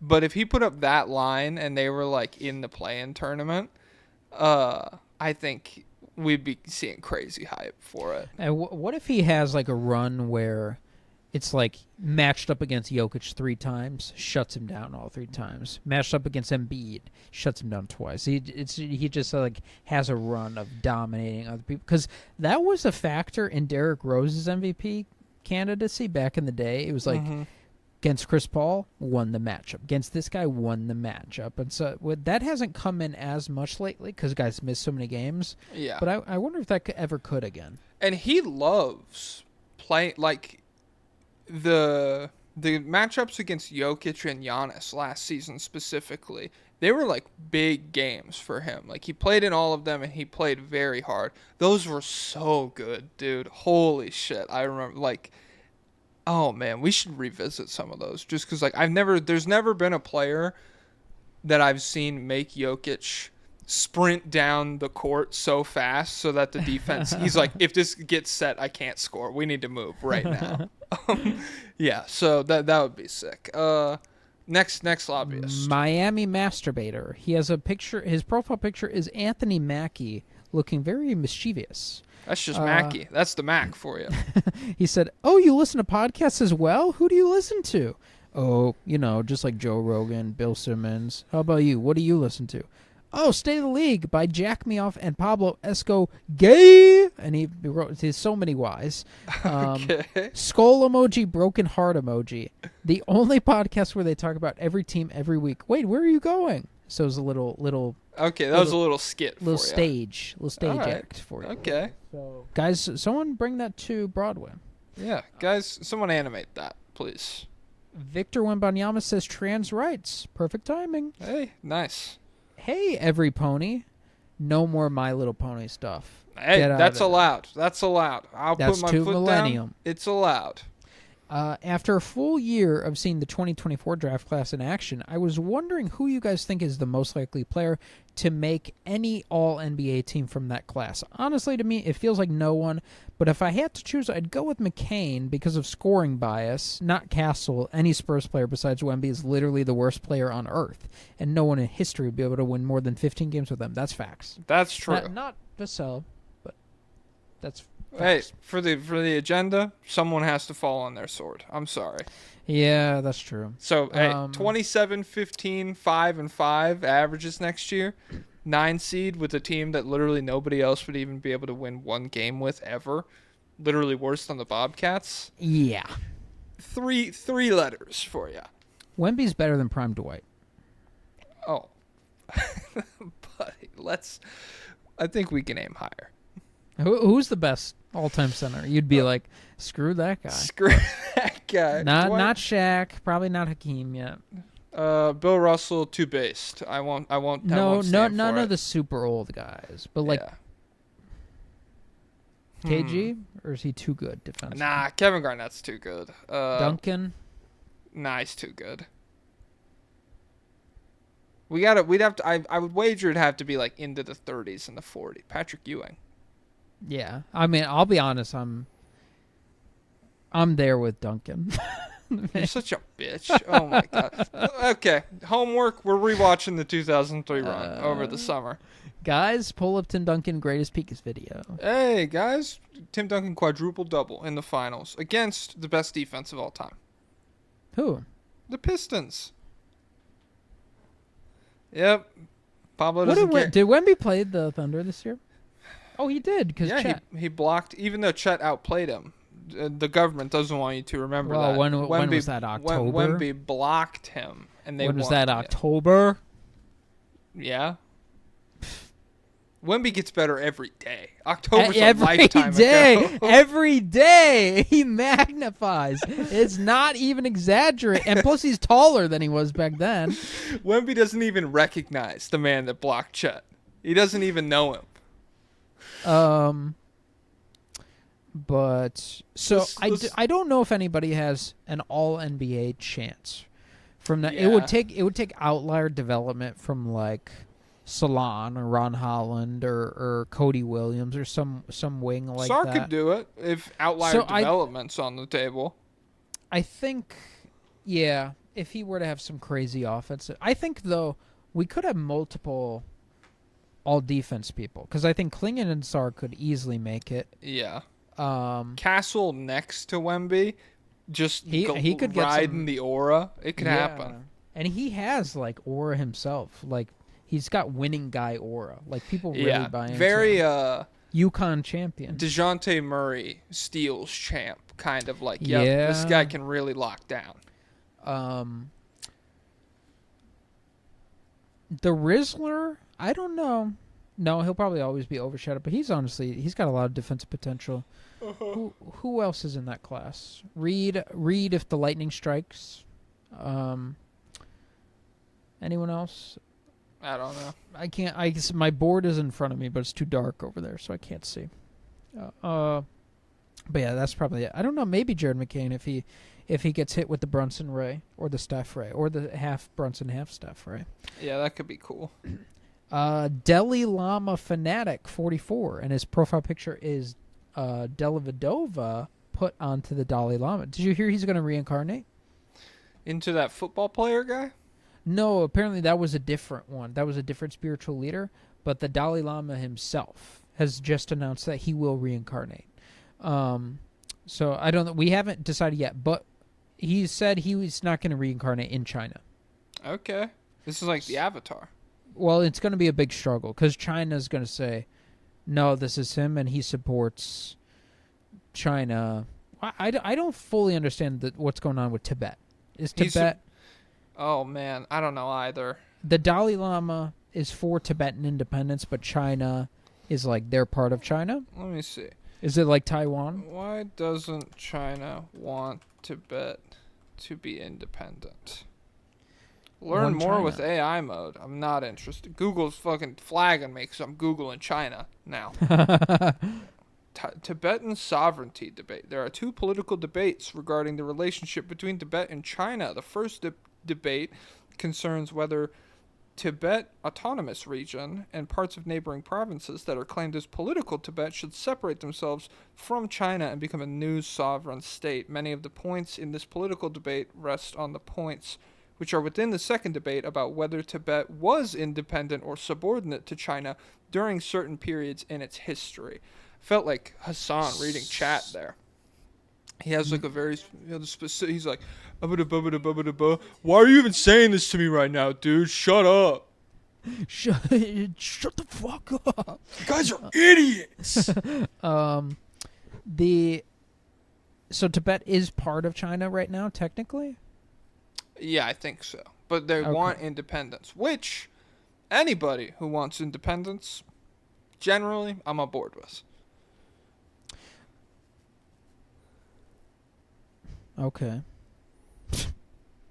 Name an independence movement. Just like, come on. America? Texas? Texas? Go ahead. Go ahead. Go ahead. I'm sure. The longest lasting country of all time, Texas as an independent state. Did you see Greg Abbott's response to the floods or like the football speech? Yeah, that was pretty epic. He's like, it's just like football. Sometimes you mess up. Sometimes you mess up. We messed up. Doesn't mean we're not a good team. Yeah, come on. You guys know the Longhorns? You know, that's us right now, and we're down, but season's not over. Oh, College Football 26. Now that I got my Patreon money, maybe I'll buy it. I don't play sports games. Delhi Lama Fanatic 44 bucks. Hey, Jacket Joestar and Pass the Blow. Mine's cooler than yours. As a Bucks fan, I'm deep in the trenches of despair with the offseason moves they have made. Please trade Giannis. Anyway, new Sakamoto Days episode's coming out soon. Is that true? That's crazy. Probably. I'm not caught up on Sakamoto Days. You know what? I'm about to start reading Kagurabachi. Did you watch Sakamoto Days or only read it? I've only read it. The anime is so funny. As well as Kaiju number 8. I do need to lock into Kaiju number 8. But the problem is I'm going to wait till the season is over, so I don't have to wait week to week. Yeah. Watched it purely based off Jack's obsession with it. I think he's talking about Sakamoto Days. Also, watching Hunter x Hunter for the first time, currently at the peak of the Chimera Ant arc. Moral is goated. Oh my god. This guy's literally just trying to glaze me right now, dude. Hey, and he's the Dalai Lama, so these are divine ideas. Hey. Morel would be chill with the Dalai Lama, for sure. Because, yeah, I mean, he's the best. He's super contemplative. He's probably great at meditating. My brother... He just told me he's reading. He just finished the Chairman's Successor arc of Hunter x Hunter. I was like, dude, that is way too many words for my It is dumbass. a nightmare to read. But he reads, like, books and shit. And so he was like, it's like just reading normally. And I was like, well, I need pictures, bro. I don't know, because he's like...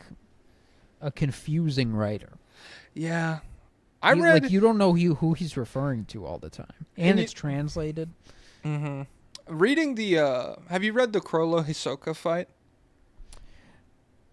Kinda. I don't have a good memory of it. I think I have. There's just so many, like, it is a good fight once you kind of, like, get the ground rules, but there's so many, like, layers to Crollo's plan that I've watched, like, 3 10-minute TikToks being like, so his left hand blows people up. His right hand makes people into clones that he can give simple commands to. He's got the entire crowd going, and he could teleport now. And it's like, holy shit. He made the election process, like, so convoluted with the Zodiacs and whatever. But I like that. Again, going back to, I like a group of people. Yeah. The Zodiacs are cool. And I love a political thriller. Yeah. But who's... Oh, so you saw the Stars and Stripes woman in My Hero, right? I know of her, yeah. But, like, I didn't watch all the way to where she shows up. It's very confused. They confuse me. Guys, tell me what's going on with her, because her quirk is New Order, and so she gets to set the rules of anything she wants. Dangerous name. Oh, yeah, I didn't even think of that. But, like, so, for example, she's like... The air in front of me will be a vacuum 100 meters in front of me, and it becomes a vacuum. Like, you could suffocate or something. Or, like, you could be like, my Roku remote is now... Made of gold. If I press the OK button on my Roku remote, the White House will explode. Or something like that. In Minecraft. Whoa. In Minecraft. Okay. I don't have New Order, so well, that's good, because I would hate for anything like that to happen. If I had New Order, I'd say that loud and proud, and they couldn't do anything to me.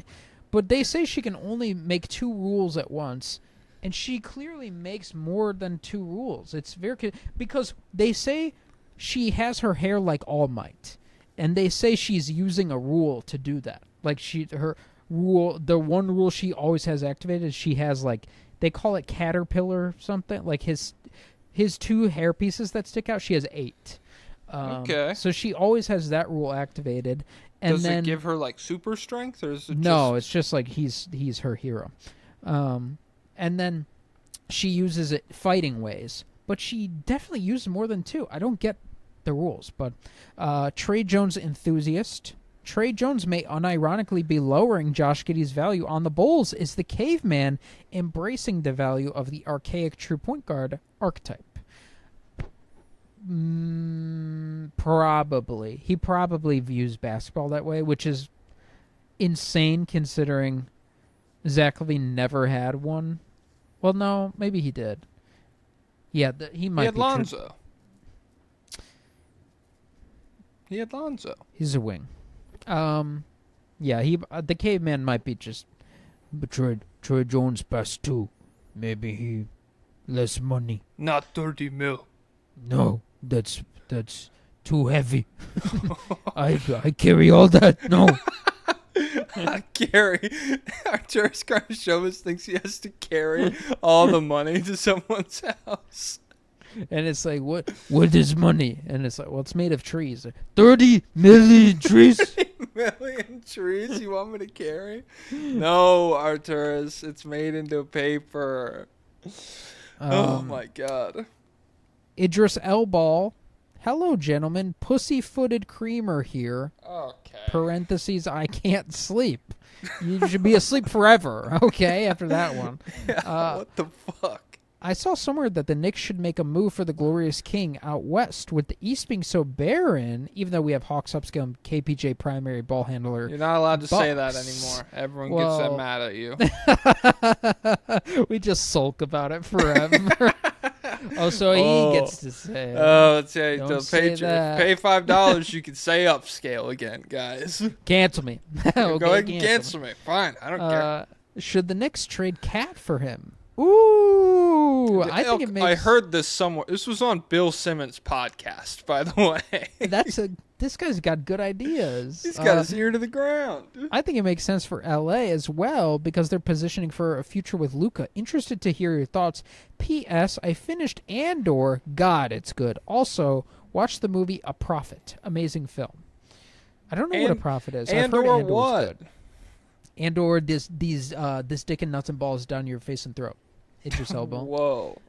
Actually, he said pussyfooted creamer here, so maybe he'd be excited about it. Yeah. Never mind. But so that would be extra epic for the Knicks. I'd be very into it. I don't like Luka, Towns, Ayton. Why don't you like that? That's three of the most talented offensive players in the league. That would be incredible offensively, but I think they might have some trouble stopping guys. Then we convert basketball to football rules. I can get my defense back out on the field. Can we do rapids? All right, guys.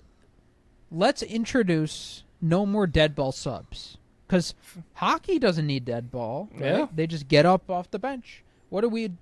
Come on. How dumb are these people that they can't just come in and out of the game? And we have more roster spaces, and then it makes more guys viable. Imagine... And there's not even a wall in front of the bench. How much would you love... Jokic goes out, Jared Vanderbilt comes in. Every defensive possession. That'd be sick. That'd be epic. And he'd make more money. Everyone would be happy. So, yeah, if that system's put in place, that Lakers team's winning it all. Yeah. In current system? No comments. Jackson Cockerel. Hello, Jack and Daxter. I used to play that, and I saw someone streaming it yesterday. It's a very scary game, especially when you're in the water. Okay. Hope you are both well. This is my first time commenting, and I feel elated to share my love for the Celtics. Please don't hate me. Given that my Celtics have made some significant roster changes and are facing a tough outlook for the upcoming season, how confident are you that the Celtics won't, much like the infamous Boston police officer, come sliding out of the playoff picture upside down, losing their future championship hopes, and perhaps even their pants in the process? That's a good one. That is a good one. JGC. They're in a precarious spot right now. Jaylen Brown probably costs too much money. Derek White, I'm keeping him no matter what. How many years are left on Derek White's contract? Derek White. 3, 2, Shut up. 1. Last jam. Lazarus is done, but maybe I'll watch that. 4 years. New contract just started, I think. Woo! 28 mil this year, 30 mil the next year, 32 and a half, and then 35 mil that final year. Maybe they should trade that for Josh Giddey. That's more money than I'd like to pay for Derek White. But 35? That's a lot of money. In the last year? Yeah. 4 years from now? Whatever. We might be making 35 million in 4 years from okay. now. Patreon upscale. Yeah, because guys... Well, imagine how pissed I'd be. 35 mil hits the bank account, but it's not there. The Patreon lost it. So we're going to be really rich right before it hits 14 mil. When we're at like 13 mil, 999.99. I'm closing how much are we going to be for a while. You can't do that. Because for all the new patrons, I don't know if you guys know, when we hit 14 million patrons, we're lowering subscription to a cent. Okay, so 13 mil, and let's call it 900,000 times 5. 4.5, because we don't get the whole thing. Okay. 4.4 to be safe. Let's do times 4.4. We're looking at $61 million. Okay, so we're getting 30 million. So not quite Derek White money, but yeah. So, but we don't play. So, and then when we do get that money, we will be holding auditions for a producer, and we'll pay you $12 an hour. Oh, okay. We'll pay you a livable wage, but you have to live in West Virginia. You have to live in Manila or somewhere where 12 gets you. Lesotho. You have to live in Fukuoka, Japan. $12 has got to go a long way for you. Okay. Yeah. You got to live in Cuba, and you have to send me flan. Ooh. Damn, that sounds good. Yeah. So What? what's the question? How confident are you that the Celtics won't? I mean, I don't know. We'll see what happens after this year. This year's. I hope they go dramatic. I hope they do blow up Yeah. this year. This year will establish a confidence level. I have no confidence right now. I don't feel any way about them because all I know is there's like a massive sequence of decisions that are going to be made over the next 12 months. And so then we can figure out how confident to be after that fact, I feel like. Outside of Sam Presti, though, Brad Stevens is up there for guys you would They call trust him making Rad decisions. Stevens. Why? Oh, because he's rad? Not Yeah. nuclear, right? Yep, radioactive Brad Stevens. He's green because of the Celtics and because he eats uranium. The Celtics used to be clear. Now they're green. You ever seen Shin Godzilla? I've seen clips of it. Looks gross. The fug? Yeah, is it not gross? What's gross about it? I don't know. I haven't seen it. You haven't seen it? Then why are you bringing it up? Because I was going to watch it, but there weren't subtitles. And it Oh, was in yeah. I guess Shin Japanese. Godzilla, it's like a very grounded take on like It's what a very political one, right? I think. I don't remember exactly, but like the Godzilla himself is like fucked up. Like he's like always bleeding and like is very clearly suffering from all the radiation that he's gone through and like all this other shit. Crispy Bacon. Hola, amigos. If you were a top-level NBA player, what accessory/piece of clothing would you want to be your signature piece? Caruso headband, Sports Harden, monocle. beard. I got I dibs. No. That's Dibs. mine. That's mine. But Pablo chooses it. He's copying. Oh, you bastard. That'd be so cool because they'd be like, "Yo, what does he need that to see for?" And I'd be like, "I don't." Okay. We'll do 1, 2, 3. We'll do 4 more. We have 4 minutes left. And this was supposed to be an hour and a half, and we're Yeah. fucking pushing 2. We're just too much men of the people. And I didn't timestamp. Oh my god, I forgot to timestamp when the requests start. Don't worry about it. Shit, fuck, dick, ass, balls. Guys, when you watch the Super Bowl, you don't say, "Bro, where's the timestamp for the touchdowns?" No, you just experience it. So come on. Okay, that's actually good. Good argument. Sensitive hoopers against masturbation. Good argument for that's for me. Sensitive hoopers against masturbation. Jacob and panties. Now that Grok is explicitly turbo-fascist and calling itself Mecha Hitler, I've been thinking about nicknames and branding. What's the best nickname in the league? None of this new The Paradox, The Trolley Problem, BS. Like actual nicknames you think will stick. What's the worst nickname in the league, and what NBA player is in most desperate need of a reband? Also, shout out Gossip Channel. Is there a Gossip Channel in the Discord? Guys, don't check out. Whoa. We're not sponsored. Don't check them out. Join the Discord if you want to see the Gossip Channel. Yeah. Yours in truth seeking Shams Sharani. Well, they wrote Sham and then parentheses S Sharania question mark OMG. I don't know what that means. People are straight up dissociating in the They're speaking in code to each other. I mean, this is insane. They're making us say ridiculous. They're laughing at it. They're like, "Oh my, he actually just said this." No, but I love that Grok is finally experiencing his true personality. That's what it's. And he's referring himself tweaked, as right? Elon. Wasn't he like? Isn't he gone right now? Grok? I feel like they deactivated him like today or something. Yeah, because he was being racist or anti-Semitic. Well, I saw someone asked like about the president of Tesla or someone who worked with Elon, like if she'd be good at bouncing on it or something, and they gave like an answer, and it was like, Jesus Christ, this thing is out of control.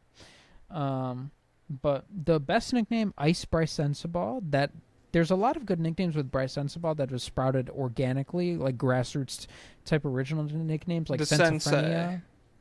Not that one. Bryce Baby. not quite my tempo. But is there who Sense and Sensibility. Oh, that's good. We should use that. the Greek Freak? Yeah, that's what I was gonna say. The top one. That's like the most. The Joker's not even good.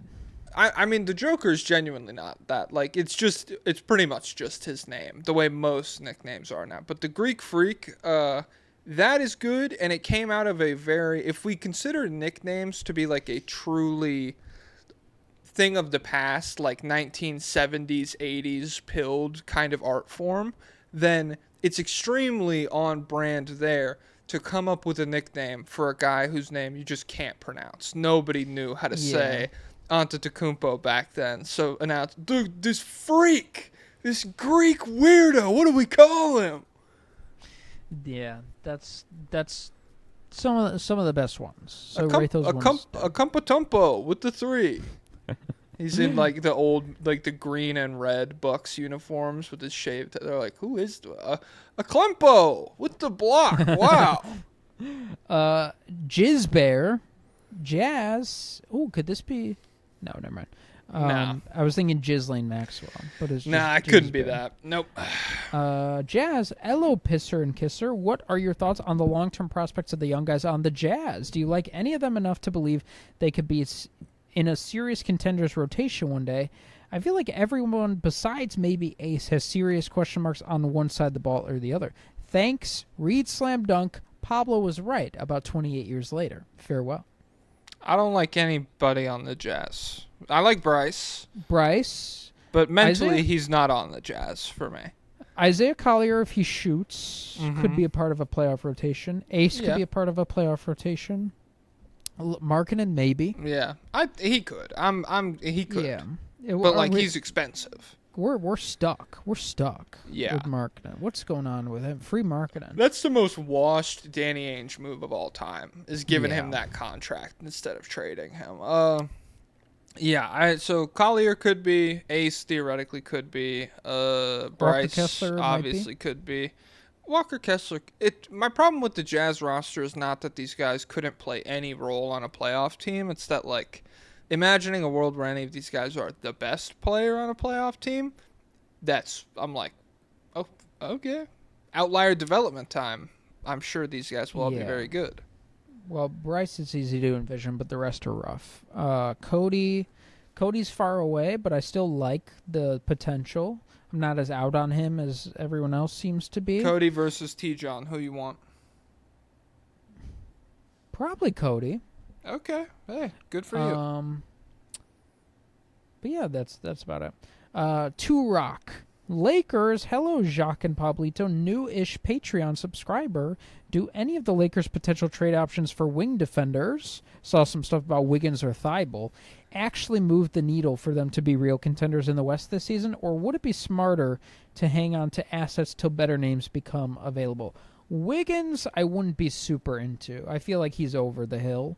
I don't know how much he has left playing. Because if they probably... What did they move him for? Oh, Jimmy. Yeah. But yeah, I'm less high on Wiggins.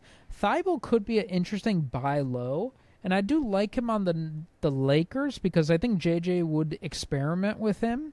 And there's a lot of defensive potential with him. It's just he's got to be able to stay on the court offensively, and he might be a better shooter now than he has been. Yeah, Portland. Maybe that's what's going on. Maybe reunited with Dominate, and they could be good in the limelight of LA together. Nice, and plus Thibault.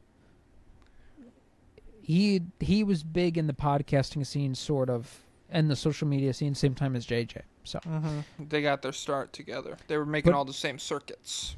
I would definitely be willing to hear Austin Reeves trades for a better wing. Yeah, me too. Fez, howdy, Jack and Pablo. Been in the Patreon for a while now, but hopefully this will be my first request. Parentheses, Nice. You're gonna love this, Jack. Okay. obviously, since Jokic isn't signing an extension this season, he must want out of Denver. As I a don't Thunder love this at all. As a Thunder fan with so-called biblical levels of greed, according to certain lobbyists, it's only natural that I want to see him in OKC. So, we have all the leverage since Jokic wants out. What's the asking price going to be, you think? Hope to hear y'all's thoughts. Fezmane out. Shea. What would it be, what would it take? Let's say that Jokic is like, I'm done in Denver, I want to go to OKC. But it's a secret, and only you know it, and you have to make the trade with OKC. Does OKC know it? That he's forcing his way out? No, but you're like, we're done with Jokic. We want to cash him in. We want to cash him in. You're not getting Shea. You would ask for Shea, but you wouldn't get him. I'm getting Chet is coming. J-Dub's coming. And then maybe some of the picks or whatever. It's just tough because like I have no idea how well that leverage would or how well a bluff would work. Because that's I'm thinking, if you don't give us what I want, this is no longer an exclusive phone call. If they don't know, I'll kill myself on the phone. Yes, and exactly. Put your name in the note, Sam Presti. Yep, and then the NBA will step in and void the trade because you were so mean. But yeah, like if OKC doesn't know that Jokic is demanding to go there, I'd be like, I'm giving you first access. But if you're not playing ball, I'm gonna call Nico Harrison and some others, and we'll introduce a little chaos into this shit. Chet, J-Dub, a bunch of picks probably. I mean that has to be it. It's Jokic. It's the best player in the world. All right, guys. Well, that was 2 hours when we promised an hour 30. So yes, we go above and comment beyond. down below. Thank you, heroes. You're my hero. Frontline heroes. Thank you, Pablo, service members. Thank you, Pablo, for being a delivery hero in 2020. You were an essential worker delivering Amazon packages part-time. Hey, guys, say thank you, Pablo, for being a delivery hero in 2020. You were an essential twerker for delivering packages part-time. No. Guys, if you're thinking... All right, just delete all your comments. I don't want to hear any of it. Hey, David Robinson, take it away. Up-tempo means I'm going to run you into the ground.